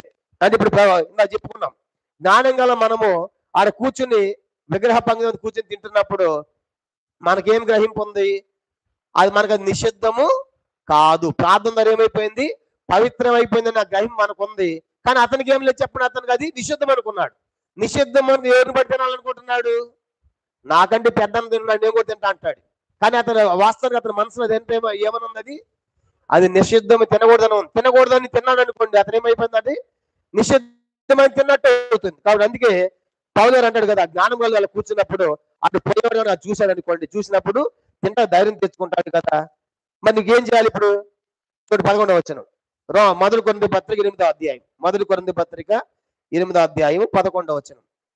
అందువలన ఎవరి కొరకు క్రీస్తు చనిపోయినో ఆ బలహీనుడు నీ బలహీనైన నీ సహోదరుడు నీ జ్ఞానాన్ని బట్టి నశించును. ఇలాగ సహోదరులకు విరోధముగా పాపము చేయటం వలనను వారి మనస్సాక్షి బలహీనమైన మనస్సాక్షి నొప్పించే చేతను మీరు క్రీస్తుకు విరోధముగా పాపము చేయవారు అవుతున్నారు. చూసారు. కాబట్టి ఇప్పుడు నువ్వు జ్ఞానవంతుడివే, నీ జ్ఞానాన్ని బట్టి అతను ఏం చేస్తున్నాడు, అతను నశిస్తున్నాడు. అతను ధైర్యం తెచ్చుకొని తిని అతను పాపం చేస్తున్నాడు, అతని మనసాక్షి బలహీనం అయిపోతుంది. కాబట్టి ఇప్పుడు ఏం చేయాలంటే పౌలు గారు, అతన్ని బట్టి మనం ఏం చేయకూడదు అంటే అది తినకూడదు. కనుక ఆ యొక్క బలహీనమైన వాని గురించి, నీ జ్ఞానవంతుడివే, నువ్వు జ్ఞానమే, నీ తింటేమీ కాదు, కానీ పక్కనే బలహీనుడు ఉన్నాడు కాబట్టి అతని గురించి మన గురించి మనకున్న స్వాతంత్ర్యము అతని బలహీన పరిచేతగా మనము చేయకూడదు, అతన్ని అలా ప్రోత్సహించేది చేయకూడదు. అతనికి మరి ఎప్పుడెట్లా చేయాలంటే అతనికి ఆ విషయం అంతా డీటెయిల్ గా చెప్పి ఇలాగూ బాబు అని చెప్పిన తర్వాత అతను కూడా గ్రహింపు వచ్చింది అనుకోండి, అప్పుడు తినాలి. ఉదాహరణగా ఇంకో మాట పౌలు గారు ఇంకో మాట చెప్పారు చూడండి, ఇంకేమన్నా చూడండి 13వ వచనం, మొదటి కొరింథీ 8:13. కాబట్టి భోజన పదార్థం వలన నా సహోదరునికి అభ్యంతరం కలిగిన యెడల నా సహోదరునికి అభ్యంతరం కలిగి ఉన్నట్టుగా నేను ఎన్నటికీ మాంసము తినను. పౌలు గారు అన్నప్పుడు నా సహోదరు కనుక నా భోజనం బట్టి అభ్యంతరం పడ్డాడు అనుకోండి, అది మానేస్తా. ఉదాహరణగా పౌలు గారు అంటాడు, ఆయన అభ్యంతరం, నేను మాంసం తిని నాకు అభ్యంతరం అనుకోండి, నేనేం చేస్తాను, మాంసాన్ని మానివేస్తా అంటాడు. ఇప్పుడు మనం కూడా ఏం చేయాలి, మనకు మాంసం అంటే బాగా ఇష్టం, పక్కన వాడు తినడు, అప్పుడు ఏం చేయాలి, తినడం అందరికి తినకుండా వాడు వెళ్ళిపోయిన దాన్ని ఇంట్లో తెచ్చుకుని డోర్లన్నీ పెట్టుకుని మంచిగా తినండి. అది పౌలు గారు చెప్పిన సంగతి అర్థమైందిగా. వాడు తినకపోతే మనకేం తినకూడదు, మనం ఎట్ట తినాలి, అక్కడ తినొద్దు, ఆయనకు అభ్యంతరం ఉంది కాబట్టి ఇంట్లో తెచ్చుకుని అతను లేకుండా అభ్యంతరం లేకుండా తినండి. కాబట్టి అంతే మానేమంటే పౌలుగా మనం మానేమని చెప్పడం లేదు, కానీ పౌలు గారు చెప్పే కొటేషన్ అది అన్నమాట. అతను అభ్యంతరం పడుతున్నప్పుడు అతని ముందేం తినాలి, కాబట్టి అతని ముందు మానివేస్తా. అంటే పౌలు గారు నిజంగా పూర్తిగా మానేస్తానని చెప్పాడు, కానీ నేను చెప్పే సంగతి ఏంటంటే అతను ముందు నాకేమి కాదు, ఇక్కడే నేను తింటాను అనుకోండి, నిన్ను బట్టి అతను ఏమైపోతాడు, అభ్యంతరం అయిపోతాడు. కాబట్టి మనకి ఇష్టమైన ఏం చేయాలప్పుడు ఆ గ్రహింపు ఉన్న మనం ఏం చేయాలంటే, ఓహో ఈయన అభ్యంతరం పడుతున్నాడు కాబట్టి ఓకే బ్రదర్ అని చెప్పేసి మనకి ఇష్టమైనట్టుగా మనం తర్వాత వాళ్ళకి తెలియకుండా తినాలి. కాబట్టి ఇవన్నీ కూడా భోజనాల గురించి. రోమపత్రిక 14వ అధ్యాయం చూడండి, ఒక మాట అది కూడా వచ్చింది కదా, రోమపత్రిక 14వ అధ్యాయము, అక్కడ ఒక మాట మీకు జ్ఞాపకం చేస్తాను. పౌలు దీని గురించి రాశాడు, రోమపత్రిక 14వ అధ్యాయం. ఇది కూడా భోజనాల గురించి చెప్పాడు, కానీ చాలా విషయాలు అవసరం పడిన కొన్ని విషయాలు మీకు జ్ఞాపకం చేస్తాను. మనం గమనించామంటే 13వ వచనం నుంచి, రోమపత్రిక 14వ అధ్యాయం 13 నుంచి, కాగా మనం ఒక మీదట ఒకరినొకరు తీర్పు తీర్చుకుందాము, ఇది కాక సహోదరునికి అడ్డమైనను ఆటంకమైనను కలుగజేయకుందామని మీరు నిశ్చయించుకోండి. సహజముగా ఏది నిషిద్ధము కాదని నేను ప్రభువుని యేసునందు ఎరిగి రూఢిగా నమ్ముచున్నాను. అయితే ఏదైనా నిషిద్ధమని ఎంచుకునే వానికి అది నిషిద్ధమే. కాబట్టి సహజముగా ఏది నిషిద్ధము కాదు అంటే నీవేం తినాలనుకుంటావో అన్ని ప్రార్థన చేసుకుని తిను, కానీ నిషిద్ధమేమి కాదన్నాడు. ఒకసారి మేము తిమ్మోదొంగల దగ్గర ఉన్నప్పుడు నల్గొండలో ఒక చనిపోయిన మీటింగ్కి వెళ్ళాం. ఆ మీటింగ్ అంతా పెట్టిన తర్వాత భోజనాలు పెడుతున్నారు, అందరు భోజనాలు పెట్టినారు, ప్లేట్లన్నీ వేసిన తర్వాత మొట్టమొదటి అందరు రక్తం వడ్డించారు, రక్తం కొంచెం వడ్డించారు. అందరు ప్లేట్లు వడ్డించిన తర్వాత ఒక ఆయన మధ్యలో అమ్మో ఇది రక్తం అన్నాడు. అనగానే అందరు ప్లేట్లు మూసేశారు. ఈ అమ్మ ఇది రక్తం అంది ఎవరంటే ఒక సంఘ పెద్ద, ఆయన చనిపోయాడు, అంకుల్ లేడు, ఆయన కూడా చాలా మంచి ఆయన. ఇది రక్తం అనగానే తినే వాళ్ళందరూ రక్తం మన వాస్తవానికి మనం ఏం చేసుకున్నాం, ఆ రక్తం అనగానే మనకి ఎట్లా ఉంటుంది, అది మనము రక్తం అనగా ప్రాణం అని చెప్పాడు కదా, రక్తము ప్రాణం అని చెప్పాడు కదా, కాబట్టి అది నిషిద్ధం అని మనం ఎంచుకున్నాం. కానీ పౌలు గారు చెప్పే సంగతి ఏంటంటే, నీకు నిషిద్ధం కాకపోతే నిషిద్ధం కాదు. రక్తం తినేవాళ్ళు లేరా? రక్తం తినేవాళ్ళు ఉన్నారా లేరా? ఉన్నారు. ఎందుకు మరి వాళ్ళు ఎట్లా తింటున్నారు? వాళ్ళకి ఏమి కాదు అది, వాళ్ళు నిషిద్ధం అనుకోవట్లేదు. మాకు ఇది నిషిద్ధం కాదు, ఇది ఆహారంలో ఒక భాగం అని వాళ్ళు తింటున్నారు. మనకు ఆ నిషిద్ధం అనుకున్నట్టు మనం తింటలేదు. కానీ ఇప్పుడు తినేవాడు తినని వాడు తినేవాడు ఏం చేయకూడదు, అభ్యంతరం ఆటంకపరచకూడదు. నేను అన్నాను అంతా అయిపోయింది, ఆ ప్లేట్లు అంతా తీసారు, మళ్ళీ వేరే ప్లేట్లు పెట్టి భోజనం పెట్టారు. నేను అన్నాను వ్యాన్ ఎక్కిన తర్వాత అక్కడ సంగతి పెద్ద, ఎందుకు అంకుల్ మీరు ఎట్లా అన్నారు, తినేవాళ్ళు తినే కదా. అమ్మో అది ప్రాణం సుమి అన్నాడు. అయ్యా అలా తినకూడదు అన్నాడు. నేనన్నాను ఈ చూపించి కొత్త నిబంధనలో పౌలు గారు ఏది నిషిద్ధం కాదని చెప్పాడు.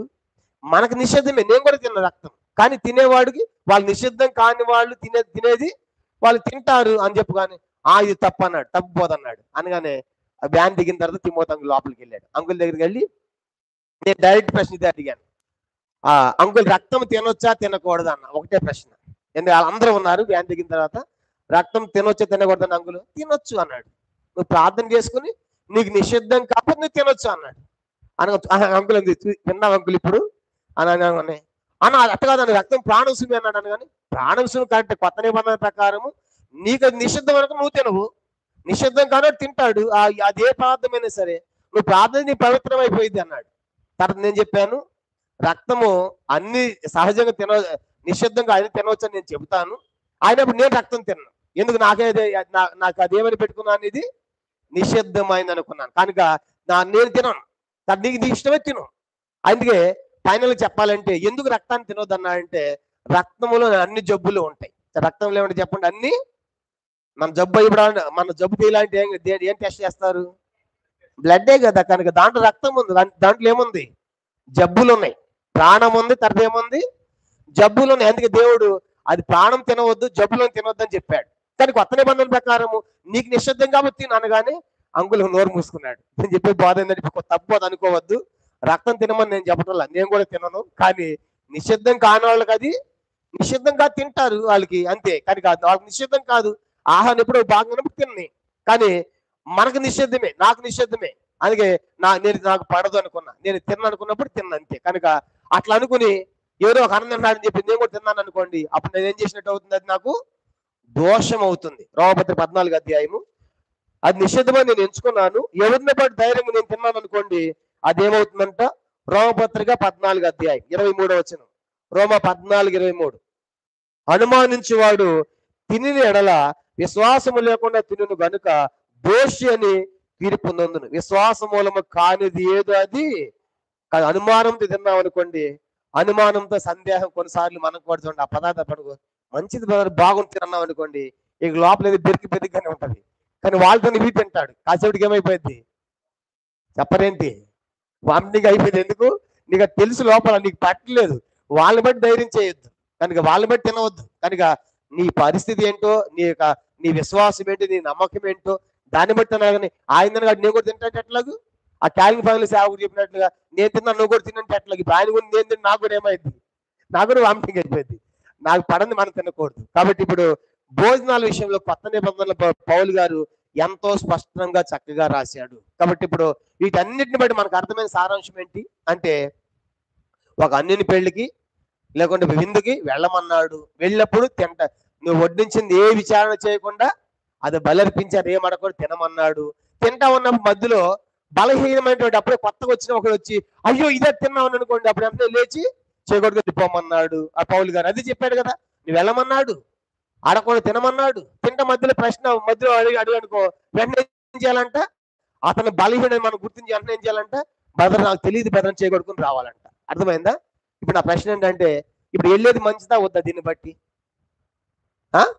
వెళ్ళటం ఎందుకు, తింటం మధ్యలో ఆయన వచ్చి మధ్యలో ఏమన్నా కనపడ్డామనుకోండి అడగటం ఎందుకు, చేయకూడదు రావటం, వెళ్ళిపోయేది మంచిది కదా అనేది ఫైనల్గా మనం నేర్చుకోవాల్సిన సారాంశం. కాబట్టి తప్పేమీ లేదు దీని విషయంలో ఎందుకంటే ఎదుటివాని మనస్సాక్షి అన్నమాట. 1 కొరింథీ పత్రిక 10వ అధ్యాయం. ఎందుకు అలా చేయాలంటే మనము 1 కొరింథీ పత్రిక 10వ అధ్యాయం 29వ వచనం, 1 కొరింథీ పత్రిక 10వ అధ్యాయము 1 కొరింథీ పత్రిక 10వ అధ్యాయము 29 చూద్దాం. మనస్సాక్షి నిమిత్తం అనగా నీ సొంత మనస్సాక్షి నిమిత్తము కాదు, ఎదుటివాని మనస్సాక్షి నిమిత్తమే ఎలాగ చెప్పుచున్నాను. ఎందుకనగా వేరొకని మనస్సాక్షిని బట్టి నా స్వాతంత్ర విషయంలో తీర్పు తీర్చబడనేలా.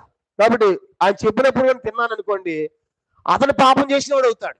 కానీ ఇప్పుడు నా స్వాతంత్రాన్ని బట్టి అతను పాపం చేయటం ఎందుకు, తీర్పు తెచ్చబడేది ఎందుకు? కాబట్టి ఏమంటాడు 31 వచనం, కాబట్టి భోజనం చేసినాను పానం చేసినాను మీరేమి చేసిన సమస్తము దేవుని మహిమ కొరకై చేయుడి అంటాడు. కాబట్టి పైన ఇంకో వచనం చూద్దాము, 23వ వచనం కూడా. 1 కొరింథీ పత్రిక 10వ అధ్యాయం 23. అన్ని విషయములందు నాకు స్వాతంత్రం కలదు గాని అన్ని చేయదగినవి కావు, అన్నిటి యందు నాకు స్వాతంత్రం కలదు గాని అన్ని క్షేమాభివృద్ధి కలుగు చేయవు. 24 కూడా, ఎవడును తన కొరకే కాదు ఎదుటి వాని కొరకు మేలు చేయ చూచుకొనవలెను. కానీ ఇప్పుడు పౌలు గారు రాసి ఈ లేఖనాలు మనకి ఏమర్థమవుతుంది, అన్నిట్లో మనకు స్వాతంత్రం ఉంది. అన్నిట్లంటే ఇవన్నీ ప్రభునివే, వీటన్నిటితో ప్రార్థన చేసుకుని తినవచ్చు తాగవచ్చు అనే స్వాతంత్రం మనకుంది. కానీ అన్ని చేయదగినవి కావు. అర్థమైందా? తింటేమీ కాదు, కానీ చేయటానికి ధైర్యం చేయదు. అన్ని చేయదగినవి, అన్ని క్షేమాభివృద్ధిని కలుగు చేయు. కానీ ఇప్పుడు ఎదుటి వారి మనస్సాక్షి బలహీనప్పుడు కూడా నాకేమి కాదు అని తిన్నాం అనుకోండి, అది క్షేమాభివృద్ధి అవుతుందా? కాదు. కాబట్టి అందుకే మనం ఏం చేయాలి, అన్నిట్లో స్వాతంత్రం ఉంది. కానీ ఎందుకంటే మనం జ్ఞానం కలిగినటువంటి వారిగా స్వాతంత్రం ఉన్నప్పటికీ అన్ని కూడా మనము కొన్ని చేయకూడదు. కనుక అన్ని కూడా చేయకూడదు. ఏవి క్షేమాభివృద్ధి కలుగుతాయో అవి మనము చెయ్యాలి అంటాడు. చూడండి, అదే ఇంకొక మాట చూద్దాము. రోమపత్రిక 14వ అధ్యాయంలోనే మరొక మాట కూడా పౌలు చెప్పాడు. ఎందుకంటే రోమపత్రిక 14వ అధ్యాయం, రోమపత్రిక 14వ అధ్యాయము మొదటి నుంచి నేను చదువుతాను. చూడండి, కొన్ని వచనాలు, మొదటి 8 వచనాలు మార్చి చదువుకుంటాం. రోమపత్రిక 14వ అధ్యాయము మొదటి 8 వచనాలు. Roman chapter 14 verse 1 to 8. విశ్వాస విషయమై బలహీనుడైన వాణిని చేర్చుకొనడి, ఆయన సంశయం తీర్చుటకు వాదములను పెట్టుకొనవద్దు. చదవనండు. ఒక సమస్తము తినవచ్చని నమ్ముచున్నాడు, మరి ఒకరు బలహీనుడై ఉండి కూరగాయలనే తినుచున్నాడు. 3, తినువాడు తినని వాణిని తునీకరింపకూడదు, తినని వాడు తినువానికి తీర్పు తీర్చకూడదు. ఎలా దేవుడు అతన్ని చేర్చుకొను. 4, పని సేవకునికి తీర్పు తీర్చిన నీవడవు, అతను నిలిచి ఉండుటైనను పడి ఉంటను అతని సొంత యజమాని పని, అతను నిలుచును, ప్రభు అతను నిలబెట్టకు శక్తి గలవాడు. ఒకడు ఒక దినము కంటే మరి ఒక దినం మంది నిలుచున్నాడు, మరి ఒకడు 10 దినము సమానం ఎంచున్నాడు. ప్రతివాడు తన మట్టుకు తానే తన మనసులో రూఢిపరుచుకొనవలెను. దినము లక్ష్య పెట్టేవాడు ప్రభు కోసం లక్ష్య పెడుతున్నాడు.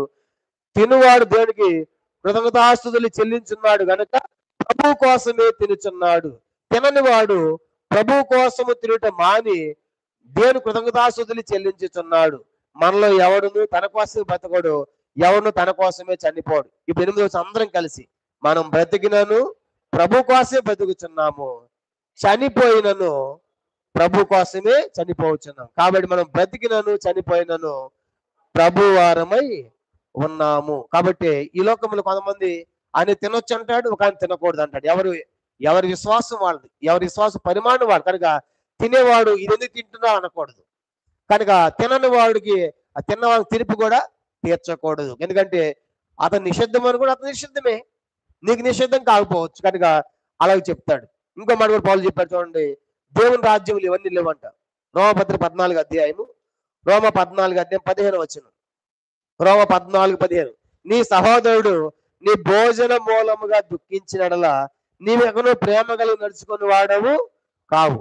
ఎవను కూడా క్రీస్తు చనిపోయినో వానిని నీ భోజనము చేత పాడు చేయకుము. నీకు అన్ని తినడానికి స్వాతంత్రం ఉందని చెప్పి మన ఇష్టానుసారంగా తిన్నావు అనుకోండి, అతను కూడా ఏమవుతాడు, అతను ఏమైపోతాడంట, అయ్యో అన్నయ్య తిన్నాన్ని బాగుంటారని తెచ్చుకుంటాడు. కాబట్టి అందుకే మనం అన్ని చేయదగిన స్వాతంత్రం ఉన్నప్పటికీ కూడా అన్ని కూడా మనము చేయకూడదు. మన భోజనాన్ని బట్టి మన సహోదరుడు దుఃఖించకూడదు, ఆయన బాధపడకూడదు. ఏంటి ఇది తింటున్నాడు ఏంటి అనేట్టుగా ఉండకూడదు. కనుక అలా ఉండకూడదు.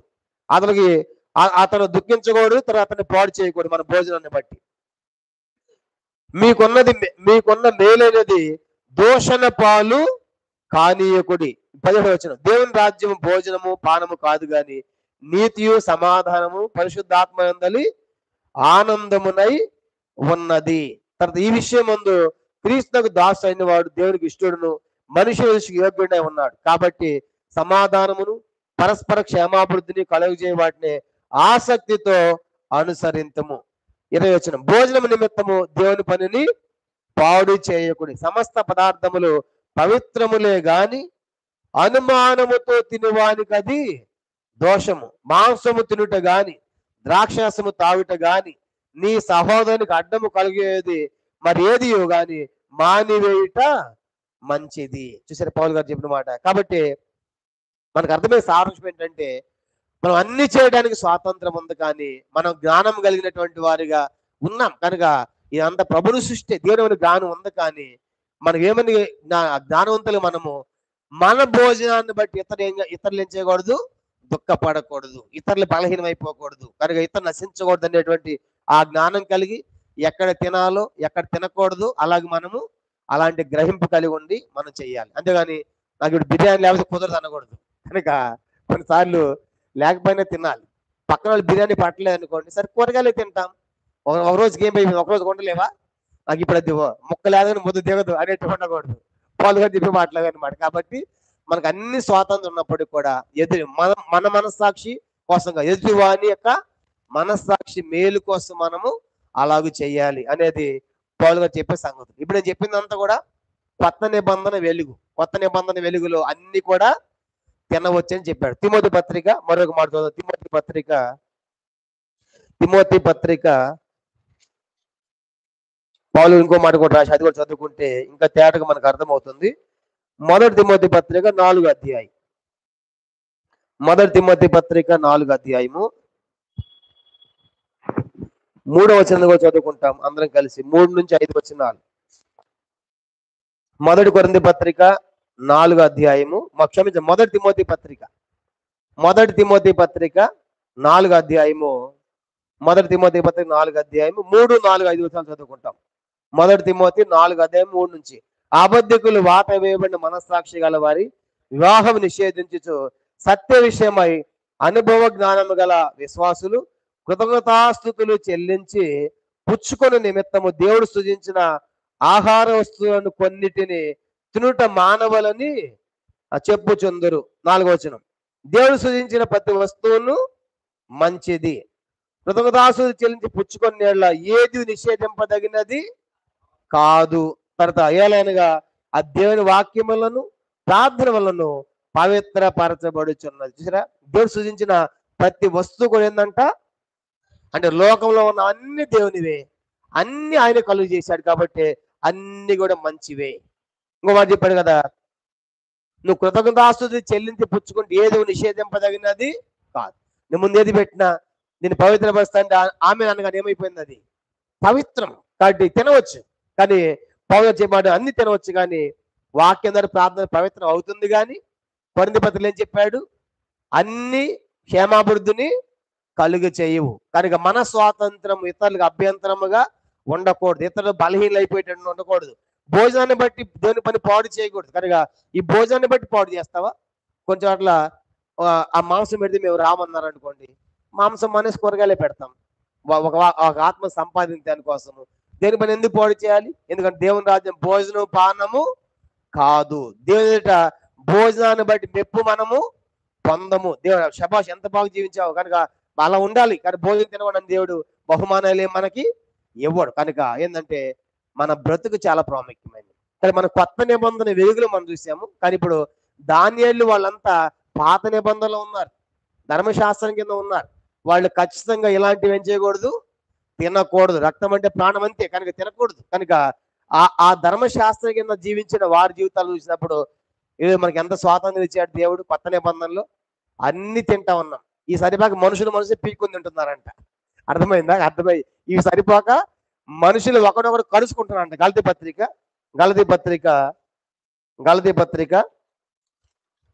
5వ అధ్యాయం 15వ వచనం. గలతీ పత్రిక 5వ అధ్యాయము, గలతీ పత్రిక 5వ అధ్యాయం 15వ వచనం.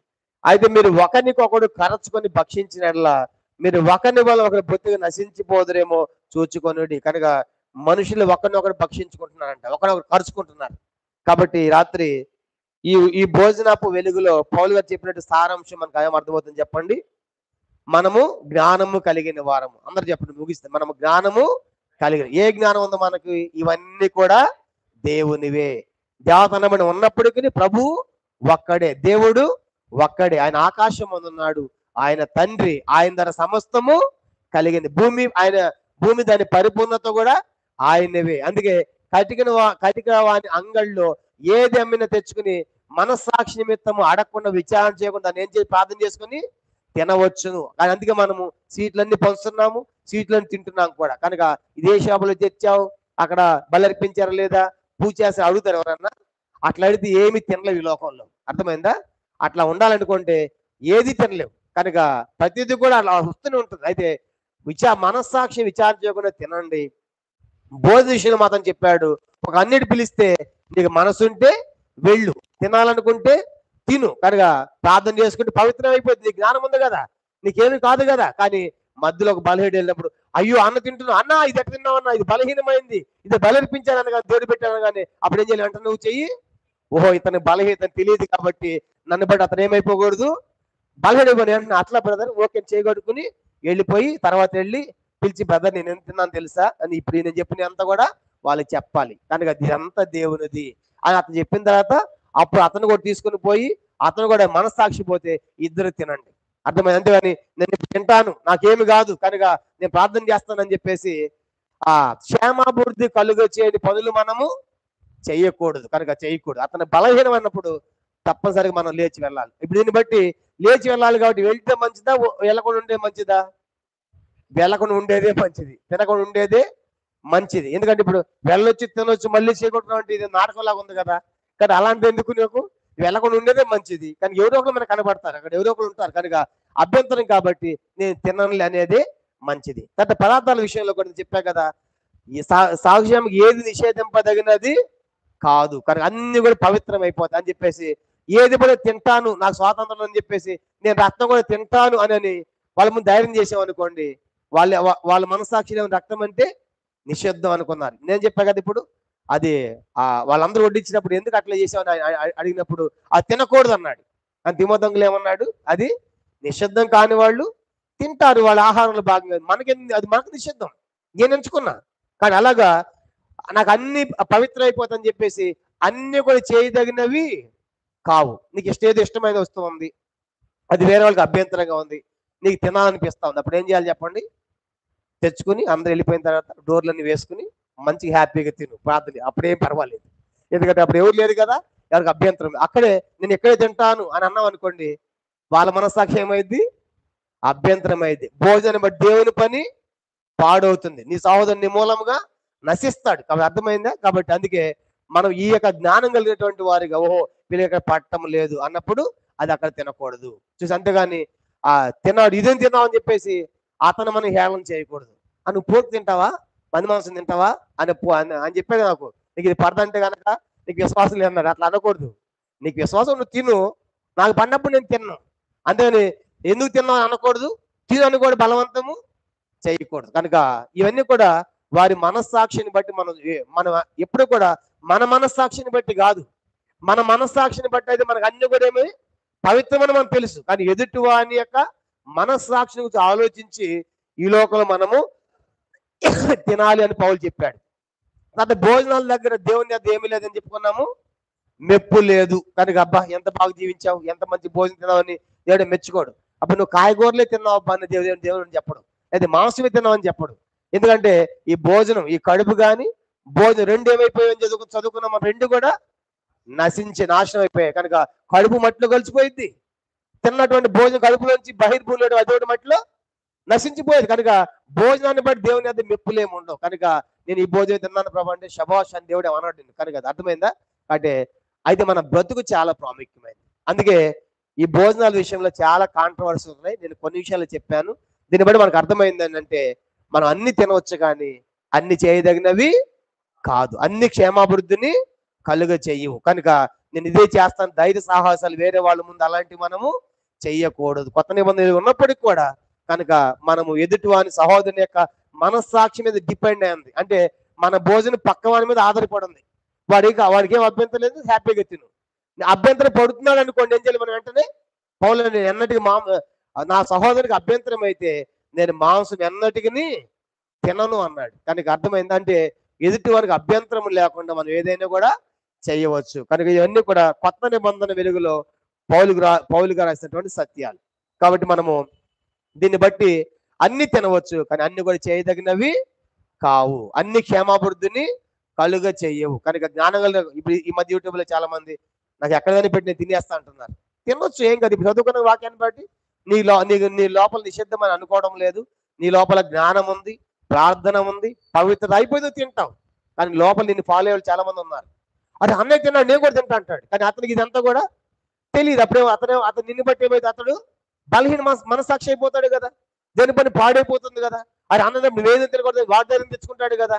కానీ వాడిని పాములు పడినట్టు అవుతుంది కదా. కాబట్టి అందుకే మనం తినేటువంటివి కూడా అన్ని కూడా తినవచ్చును, కానీ అన్ని చేయదగినవి. ఏది క్షేమాభివృద్ధి కలుగు చేస్తుందో అది చెయ్యాలి. కనుక ఎందుకంటే భోజనం దేవుని రాజ్యంలో భోజన పానం కాదండి. దేవుని రాజ్యం ఏంటి? నీతి, సమాధానము, పరిశుద్ధత. పరిశుద్ధాత్మ ఉండాలి, ఆనందం. అవి ఉంటే దేవుని రాజ్యం. ఈ భోజనాలు కాదు కనుక దేవుని రాజ్యం. కాబట్టి అందుకే ఈ భోజనాలు ఈ లోకం వరకు కాబట్టి, ఈ నశించిపోయాయి కాబట్టి ఈ భోజనానికి ఏం తిన్నా కూడా ఏం పర్వాలేదు. అందుకే ఈ రెండు నశించిపోయాయి కదా, దీని ద్వారా దేవుని యొక్క మెప్పు మనకు లేదనే విషయం కూడా మీకు జ్ఞాపకం చేస్తా ఉన్నాం. ఇప్పుడు భోజనం కొరకు పాత నిబంధనలు చేసినప్పుడు కూడా భోజనం కొరకు పాపం చేసిన వారు ఉన్నారు. భోజనాన్ని బట్టి పాపం చేసిన వాళ్ళు చెప్పండి, ఎవరున్నారు? వెరీ గుడ్, బాగా చెప్పారు. భోజనాన్ని బట్టి ఏసేపు పెద్ద పాపం ఏం చేయలేం. ఏసేపు తిన్న ఆహారం ఏం తినకూడదు తిన్నాడు? ఏమన్నా ఏం తిన్నాడు ఆయన? ఏసేపు ఏం తిన్నాడు? ఏసేపు తిన్న వంటకం ఏంది? కూరగాయలు, చిక్కుడుగాయలు. అది చెప్పండి, ఏం కదా? ఎర్ర చిక్కుడుగాయ కూర తినకూడదు అన్న బైబిల్లో. అన్న తింటున్నాం, అది ఇష్టపడిన వాళ్ళు ఎవరన్నా? చిక్కుడుగాయ కూర, వంకాయ తిన్న, గోంగాయ తిన్న, చిక్కుడుగాయ వద్దంటే ఎవరన్నా? ఎర్రగా ఉందని చిక్కుడుగాయ తిన్నాడు. ఏసేపు తిన్నది నిషిద్ధమైంది ఏమీ కాదు. అర్థమైందా? ఏసేపు తిన్నది మంచి పదార్థమే, కానీ అతను జ్యేష్ఠత్వాన్ని లెక్క చేయకుండా అమ్ముకున్నాడు దానికోసం. అది తినకుండా పదార్థమే కాదు. ఏసేపు తిన్నది తినకుండా పదార్థము కాదు, తినేదే. కానీ జ్యేష్ఠత్వాన్ని లెక్క చేయకుండా అమ్మినందుకు తప్పైంది, భ్రష్టుడు అయిపోయాడు. మనకు ఆది కాలంలో కనపడతా ఉంది. ఎవరు? అవ్వగా. అది కన్నులకు ఎర్రనిది, రమ్యమిచ్చినది అని చూచి ఏం చేసిందంటే కొన్ని తిని తనతో తన భర్త కూడా. ఇప్పుడు అవ్వ తిన్నది తినవచ్చిందా? తినేదే తినకూడదా? అది చెప్పండి, అది పాపం. అర్థమైందా? ఇప్పుడు ఏసేపు తిన్నది పాపం ఏమి కాదు. ఏసేపు తిన్నది పాపం సంబంధించిన పదార్థమా? చిక్కుడుకాయల కూర తప్పేమి కాదు, అది పాపమేం కాదు. కానీ జ్యేష్ఠత్వాన్ని లెక్క చేయాలి ఆయన. అర్థమైందా? అది తప్పైంది. దానికోసం ఇక్కడ మొట్టమొదటి అవ చేసిన పాపం దేని గురించి చెప్పండి? భోజనం దగ్గరే. చెప్పండి, ఏంటంట? భోజనం చిన్నది అనుకుంటాం, చూసారా? కనుక ఆయన చెప్పే కదా అన్ని తినొచ్చు అని చెప్పేసి రేపు టపాటప్ అని చెప్పేసి తిన్నాం అనుకోండి, కనుక ఎంతో మంది నష్టపోతాం. కానీ వాక్యం యొక్క ఇది బైబిల్ స్టడీ కాబట్టి డీటెయిల్ గా మీకు తెలియాలి కాబట్టి నేను చెప్పేది. అంతేగాని అన్ని తినమని చెప్పేసి మళ్ళీ నా మీద ఇవ్వకండి అని కూడా మళ్ళీ తప్పుడు బోధలాగా. మీకు బైబిల్ స్టడీలో క్లియర్ గా ఇట్లా ఉంది, ఇదేని మనం తెలుసుకోవాలి కాబట్టి అవి అన్ని చెప్పాను. నేను ఇన్ని చెప్పి నేను కూడా రక్తం కూడా నేను తిన్నాను, పంది మాంసం నేను తిన్నాను, నాకు కొన్ని పండి ఉన్నాయి. కానీ తినేవాళ్ళు నేను అభ్యంతరం చేయను. కనుక ప్రార్థన పవిత్ర అయిపోతేనే చెప్తాను, కానీ నాకు నిషిద్ధమే, నేను నిషిద్ధంగానే ఉంటా, కానీ నేను తిన్నాను. అర్థమైందా? అంతేగాని మళ్ళీ తప్పుపోదు అనుకోవద్దు. కనుక ఇప్పుడు ఆహారం కోసం పరిగెత్తినటువంటి అవ్వ చేసినటువంటి ఆ భోజనం కదా పాపంలో పడవేసింది. దేవుడు చెప్పాడు ఈ ఫలములు అన్ని ఫలాలు నిరభ్యంతరంగా తినవచ్చు అన్నాడు. ఏ తినవద్దు అన్నాడు? ఈ మంచి చెడ్డల ఫలం ఇచ్చేటువంటి దీన్ని మాత్రమే తినకూడదని చెప్పాడు. కానీ ఇప్పుడు అవ్వమ్మకి పాపం ఇవన్నీ కనపడలేదేమో. ఏం కనపడింది ఆమెకి?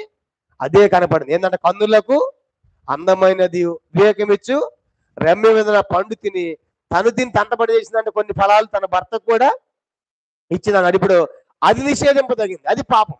అది దేవుడు తినవద్దు అన్నది ఏం చేయకూడదు మనము? దేవుడు తినవద్దని చెప్పింది తినకూడదు. కనుక ఇప్పుడు అవ్వ తినకూడని తింది కాబట్టి ఆజ్ఞాతిక్రమమే పాపముగా చెప్పబడింది. కాబట్టి ఈ రాత్రి భోజన విషయాలు కూడా జాగ్రత్తగా ఉండాలి, మనం ఆలోచించాలి. కానీ భోజన విషయాలు కూడా కానీ ఇప్పుడు దానియేలు వారు కూడా వాళ్ళు కొత్త నిబంధన కాదు, పాత నిబంధన వెలుగులో ఉన్నారు. వాళ్ళు ధర్మశాస్త్రం కింద ఉన్నారు. కాబట్టి ధర్మశాస్త్ర ప్రకారం వాళ్ళు తినకూడని వస్తువులు ఉన్నాయి కాబట్టి అవి ఎక్కడ వచ్చేస్తాయో అనే దానికోసం వాళ్ళు ఏం చేశారంటే మేము ఈ భోజనాన్ని తినము అన్నారు. రెండో కారణం ఏమని చూసుకున్నాము? రెండో కారణం ఏం చెప్పండి? ఆ పదార్థం ఎక్కడ చూస్తుంది? తప్పనిసరిగా వారి యొక్క దేవతల దగ్గరికి వెళ్ళి వస్తుంది కాబట్టి ఇది మేము తినము అనేది వాళ్ళ రెండవ తీర్మానంగా మనం చూస్తాం. కాబట్టి దీన్ని బట్టి మనకి ఏం అర్థం అవుతుంది? వాళ్ళు మంచి యవ్వన వయసులో, తినే వయసులో, త్రాగే వయసులో చెప్పండి వాళ్ళు ఎట్లా పెంచారు తల్లిదండ్రులు అంటే ఇది తినకూడదు. మనం యూదులం, ఇశ్రాయేలీయం, ధర్మశాస్త్రం పాటించే వాళ్ళని ఎంత నిఘా లేకపోతే, ఎంత నిష్ఠ లేకపోతే వాళ్ళు రాజుగారి భోజనం వద్దంటారు. కాబట్టి రాజుగారి భోజనం ఎవరైనా వద్దంటారా? చెప్పండి. హైదరాబాద్ లో ఫేమస్ ఏంటి? హైదరాబాద్ ఫేమస్ ఏంటి? అబ్బా ఎంత బాగా చెప్పారు, వెరీ గుడ్. హైదరాబాద్ లో ఏ బిర్యానీ ఫేమస్ అంటే మళ్ళీ? అబ్బా ఎంత బాగా చెప్పాడు అన్న. ఎక్కడ మంది అడుగుతారు మీరు హైదరాబాద్ సార్ అంటారు కానీ హైదరాబాదు బిర్యానీ ఫేమస్. హైదరాబాద్ లో ఏ బిర్యానీ ఫేమస్ అంట? ఆ పేర్లోనే ఉంది ప్యారడైజ్. ఇది కాదు, ఇంకో లోకం, అది ఇంకో లోకానికి బయట ఉందన్నమాట ఆ బిర్యానీ తింటే. అర్థమైందా? కాబట్టి భోజన పదార్థాలు ఎట్లా ఉన్నాయి చూడండి. కనుక మనకేం అర్థమవుతుందంటే ఇప్పుడు ఇలాంటి వయసులో ఇంత మంచి భోజనము వాళ్ళు నిరాకరించారంటే ఆలోచించండి. 15, 16, 17 సంవత్సరాల వయసు కనుక అంత యవ్వన వయసులో, మంచి తినే వయసులో, త్రాగే వయసులో చెప్పండి ఇప్పుడు వాళ్ళు భోజనాన్ని నిరాకరించారు, తృణీకరించారంటే వాళ్ళు ఎలాగ జీవించి ఉండాలి. కాబట్టి ఈ రాత్రి మనం ఆలోచించాలి. కాబట్టి ఈనాడు యవనస్తులు ఎట్లయిపోయారంటే భోజనము కాని తింటా ఉన్నారు. చూడండి ఏం తింటున్నారు వాళ్ళు? భోజనము చెప్పండి, ఏంది భోజనం కాని ఏం తింటున్నారు యవనస్తులు? భోజనం కాని ఏం తింటున్నారు యవనస్తులు? ఒక వచనం చదువు, యెషయా గ్రంథం చదువు ముగిచ్చేద్దాం, టైం అయిపోయింది, ముగిచ్చేద్దాం ఒక 2 నిమిషాల్లో. యెషయా గ్రంథము దేవుడు అంటున్నాడు ఆహారం కాని దాని కోసం డబ్బులు ఇస్తున్నారంట. యెషయా గ్రంథం 55:2 చదువుదాం. యెషయా గ్రంథము 55:2 ఆహారము కాని దాని కొరకు మీరేలా రోకలి. యెషయా గ్రంథము 55వ అధ్యాయం 2వ వచనం ఆహారము కాని దాని కొరకు మీరేలా రోకలిచ్చేదరు, సంతుష్టి కలుగజేయని దాని కొరకు మీ కష్టార్జితం ఎందుకు వ్యయపరిచేదరు. ఇప్పుడు అందరూ చెప్పండి, ఆహారం కానిది యవనస్తులు తింటున్నారా, తింటలేదా? చెప్పండి. లోకంలో యవనస్తులు ఆహారం కాని తింటున్నారు. ఆ మధ్య నేను ఒక మీటింగ్కి వెళ్తున్నా, పొద్దున్నే నేను ఎన్టీపీసీ వెళ్తున్నాను, మంచిర్యాల దగ్గర ఒక మీటింగ్ వెళ్తే ట్రైన్ పొద్దున్న నా పక్కన ఒక ఆయన గుట్కా వేసాడు. నాకు గుట్కా కనుక మంచి నమ్ములతో ఉన్న వాసన వస్తా ఉంది. ఒక 10 నిమిషాల తర్వాత చెప్పాను, పరిచయం మొత్తానికి. నేను పాస్టర్ గారు ఆయనకి అర్థమైంది నెమ్మదిగా. ఆయన సార్ మా దాంట్లో పాస్టర్ ఉన్నారు సార్ మా అన్న అన్నాడు. వెరీ గుడ్, చాలా సంతోషం, మంచి అవకాశం దొరికిందనిక ఆయనకి. ఇప్పుడు గుట్కా తిన్నావు కదా, ఇది ఆహారమేనా అన్న. మీరు చెప్పండి ఆహారమా కాదా? కాదు సార్ అన్నాడు. అది ఆహారం కాంది. మరి ఎందుకు తింటున్నావు అన్నాడు. నవ్వుతున్నాడు, దాని సమాధానం లేదు. సిగరెట్ తాగుతున్నావు, సిగరెట్ ఆహారమేనా? అది కూడా కొంటున్నావు. మద్యం తాగుతున్నావు, అది కూడా ఆహారమేనా? మా సిగరెట్ మద్యం కాదు, ఆ సిగరెట్ ఆహారం కాదు, మద్యపానం ఆహారం కాదు, గుట్కాలు కిల్లీల ఆహారము కాదు. కానీ ఆహారము కాంది ఏం చేస్తున్నారంటే కాని దానికోసం రోకలిచ్చి కొంటున్నారు. ఆ మధ్య ఒకటి తిని మొత్తానికి ఇదంతా రంధ్రం పడిపోయింది, కానీ చెంపంతా కూడా అవన్నీ నమ్మలేసి. నేను చెప్పే సంగతి ఏంటంటే యవన కాలంలో ఉండి వాళ్ళు ఎట్లా పెంచారో చూడండి. ఈ దినాలు యవనస్తులు ఎలా చెడిపోతున్నారంటే ఆహారము కాని దానికోసము ఎంతమంది ఖర్చు పెడుతున్నారు డబ్బులు. ఎన్ని కుటుంబాల్లో భార్యలు బిడ్డలు ఎంతమంది రోడ్డుని పడుతున్నారు తెలుసా? ఆ తాగిన దాన్ని బట్టి, ఉన్న డబ్బులన్నీ ఖర్చు పెట్టిన దాన్ని బట్టి. కాబట్టి దేవుని బిడ్డలుగా మనము ఆహారం కానిది ఏదో అది మనము తినకూడదు. అందుకే పుట్టినరోజప్పుడు కూడా ఆ అన్నం ప్రాసం చేస్తారు, అప్పుడు తప్పని వచ్చింది చదివిస్తాను. చిన్నప్పుడు వాళ్ళకి ఏం పెట్టాలో అవి పెట్టండి. చిన్నప్పుడు ఒకడు పుట్టగానే నోటు కళ్ళు పోసాడంట, ఎందుకు మొట్ట నాలాగా ఉండాలి నువ్వు అని చెప్పేసి. వీడు తాగుతాడు బాగా, నా కొడుకు ఎట్లా ఉండాలి, మొట్టమొదటి కళ్ళు పోసాడు కనుక వాడు కళ్ళు పోసే పెంచాడు, గ్లాస్ కూడా అయ్యే తాగుతాడు. అర్థమైందా? కాబట్టి అట్లా పెంచకూడదు. మనకేం అర్థమవుతుందంటే ఆహారం కానిది మనము తినకూడదు. కానీ ఇప్పుడు దానియేలు వాళ్ళ స్నేహితుల జీవితం మనకు అర్థమైందంటే ఆ యవ్వన వయసులో ఇక్కడ ఆహారమేది, కానీ ఇది రాజుగారి యొక్క ఆహారం ఎంత శ్రేష్టమైంది. అలాంటిది కూడా ఎంత యవ్వన కాలంలో వాళ్ళు తింటున్నారంటే అర్థం ఏంటంటే, వద్దు అంటున్నారు అర్థం ఏంటంటే ఈ 2 విషయాలు. ఒకటి, మేము ధర్మశాస్త్రం కింద ఉన్నాము, మాకు తెలియకుండా తినకుండా వచ్చేస్తాయేమో ఒకటైతే, రెండవది అవి వారి దేవతల దగ్గర నుంచి వస్తుంది కాబట్టి మేము తిన్నాము అనేటువంటి తీర్మానం. కాబట్టి ఇది దీంట్లో మొదటి విషయం మనం చూసాము. ఇంకో సంగతి కూడా ఉంది. అది మనం ప్రభు చిత్తం మీద వచ్చే వారం మనం చూస్తాం. కాబట్టి దీన్ని బట్టి మనకు అర్థమయ్యేదంటే మనం కూడా ఈ లోకంలో ఆ తినకూడని ఉన్నవి, తినవలసినవి కూడా ఉన్నవి. కొత్త నిబంధన ప్రకారం అన్ని తినవచ్చు, కానీ అన్ని కూడా తింటే స్వాతంత్రము మనకు ఉన్నప్పటికీ కూడా చేయదగినవి కాదు, క్షేమాభివృద్ధి కలుగు చేయవి. కాబట్టి అలాంటి గ్రహింపుతో మనము ఉండాలని ప్రభు కోరుతున్నాడు. ప్రార్థన చేసుకుంటాం. మోకరించండి. ఈ వాక్య వెలుగులో మనం కూడా ఒక మంచి తీర్మానం చేసుకుంటాం. దేవుడు ఎంత స్పష్టంగా మరి భోజన విషయాల గురించి మనం తెలుసుకున్నాం ఈరోజు. ఎందుకంటే ఇవన్నీ కూడా ఈనాడు సమాజానికి అవసరం. చాలా మందికి గ్రహింపు లేదు, రకరకాల బోధలు ఉన్నాయి. కాబట్టి పౌలు గారు ఎంతో స్పష్టంగా చక్కగా రాశాడు. కనుక నీకు నిషిద్ధం అనుకుంటే ఎప్పుడు తినవద్దు, నీకు నిషిద్ధం కాదనుకుంటే అన్ని తిను. ప్రార్థన ద్వారా, వాక్యం ద్వారా పవిత్రం అయిపోతాయి. అని అనుమానంతో తినవద్దు, దోషముతో తినవద్దు, సందేహంగా తినవద్దు, తినేవాళ్ళు తృణీకరించవద్దు. కనుక వాళ్ళ తీర్పు కూడా మనం తీర్చకూడదు. కాబట్టి వాళ్ళ విశ్వాస పరిమాణం మీద అది ఆధారపడి ఉంది. కాబట్టి మన జ్ఞానం కలిగిన వారమే. ప్రార్థన ద్వారా మనకు అన్ని పవిత్రం అయిపోతాయి. ఇవంతా దేవుని సృష్టి, అన్ని కూడా మనకు తెలుసు. అయినప్పుడు కూడా అందరిలో జ్ఞానం లేదు. కాబట్టి అన్ని చేయకూడదు, అన్ని క్షేమాభివృద్ధిని కలుగు చేయవు. కాబట్టి మన భోజనం ద్వారా మన సహోదరు నశించకూడదు, బలహీనైపోకూడదు, ధైర్యం తెచ్చుకోకూడదు. కాబట్టి లోకంలో కలిసిపోకూడదు. కాబట్టి మనం మన మనస్సాక్షి కాదు, ఎదుటివాని మనస్సాక్షి కొరకు అలాగే జీవించాలని పౌలు వారి రాత్రి మనకు జ్ఞాపకం చేశాడు. కాబట్టి ఈనాడు ఎంతో మంది యవనస్తులు వారి జీవితాలు పాడు చేసుకుంటున్నారు. ఆహారం కానిది కొంటున్నారు, ఆహారం కాని దాని కోసం తిని ఎంతమంది చనిపోతున్నారు, కాలానికి ముందే చనిపోతున్నారు. కాబట్టి ఈ రాత్రి మనం మన బిడ్డలను కూడా ఈ యొక్క ఆహార విషయాల్లో తెలుసుకున్న వాటి ప్రకారం జీవించదము గాక. ప్రార్థన. పరలోకమందున్న మా తండ్రి, పరిశుద్ధ దేవ, మీ స్తోత్రాలు. ఈ రాత్రికాల సమయంలో మరి దానియేలు వారి స్నేహితులు వాళ్ళ భోజనం గురించి ప్రభా ఈరోజు మేము తెలుసుకున్నాం. అలా కొత్త నిబంధన వెలుగులో కూడా మేము ఏమి తినాలో, ఏమి తినకూడదు, అసలు భోజన ప్రస్తావన గురించి ప్రభా మీరేమి సెలవిచ్చారో పౌలు గారి ద్వారా ఎంత డీటెయిల్గా అనేక విషయాలు ఈరోజు మేము తెలుసుకున్నాం. అనేక సత్యాలు మీరు మాకు వెల్లడి చేశారు.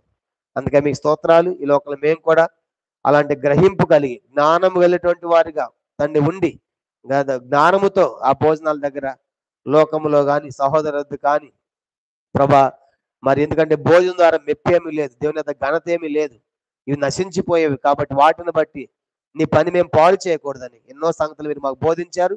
అందుకే మీ స్తోత్రాలు చెల్లించుకుంటూ వచ్చిన ప్రతి ఒక్కరిని కూడా మీరు దీవించండి, ఆస్వాదించండి, మీ దీవెనతో నడిపించమని, సహాయపడమని ప్రత్యేకంగా దాని మీ దాసాలు మరి ఫ్లోరక్క కుమార్తె ప్రశస్తకు ప్రభా కావాల్సిన సంపూర్ణమైన మీ గొప్ప ఆదరణ కూడా చేకూర్చవలసిందిగా ప్రార్థిస్తున్నాం. మీ దాసియనక్క, వాటి ప్రభా గ్రేస్ అక్క, అంకులు అందరం జ్ఞాపకం చేసుకుని తండ్రి అందరూ మీ హస్తముంచండి, మీరే సహాయపడమని, వాటి ప్రతి లోటుని మీరు భర్తీ చేయమని వందనాలు చెల్లిస్తూ మీకు అప్పగించుకుంటూ యేసుక్రీస్తు వారి పరిశుద్ధమైన నామములో ప్రార్థించి స్తుతించి అతి వినయముగా వేడుకొనుచున్నాము తండ్రి. ఆమేన్. మన తండ్రిని దేవుని ప్రేమయు కుమార యేసుక్రీస్తు వారి కృపయు పరిశుద్ధాత్మక అన్యోన్య సహవాసము చేర్చిన మనకును తను ప్రేమించు వారికి సకల పరిశుద్ధులకును ఇప్పుడు ఎల్లప్పుడు సదాకాలము తోడై ఉండును గాక. ఆమేన్.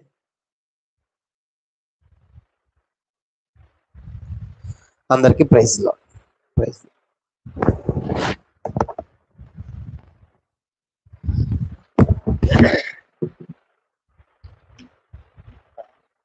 ప్రకటించండి. కూర్చోండి, ప్రకటనలు ఉన్నాయి, కూర్చోండి. ఒక అనౌన్స్మెంట్ ఉందండి, దయచేసి గమనించండి. రేపు ఉపవాస ప్రార్థన మందిరంలో ఉండదు, సహోదరు మల్యాద్రి వారి గృహంలో వెస్ట్ వెంకటాపురంలో రేపు ఉదయకాల సమయంలో ఉపవాస ప్రార్థన ఉదయము 10:30 గంటలకు ఉంటుంది. సో మల్యాద్రి అన్న వారి గృహంలో ఉపవాస ప్రార్థన కొరకై మనము కూడి ఉంటాం. దయచేసి ఈ యొక్క ప్రకటనను గమనించవలసిందిగా మనం చేస్తున్నాం. Praise lord.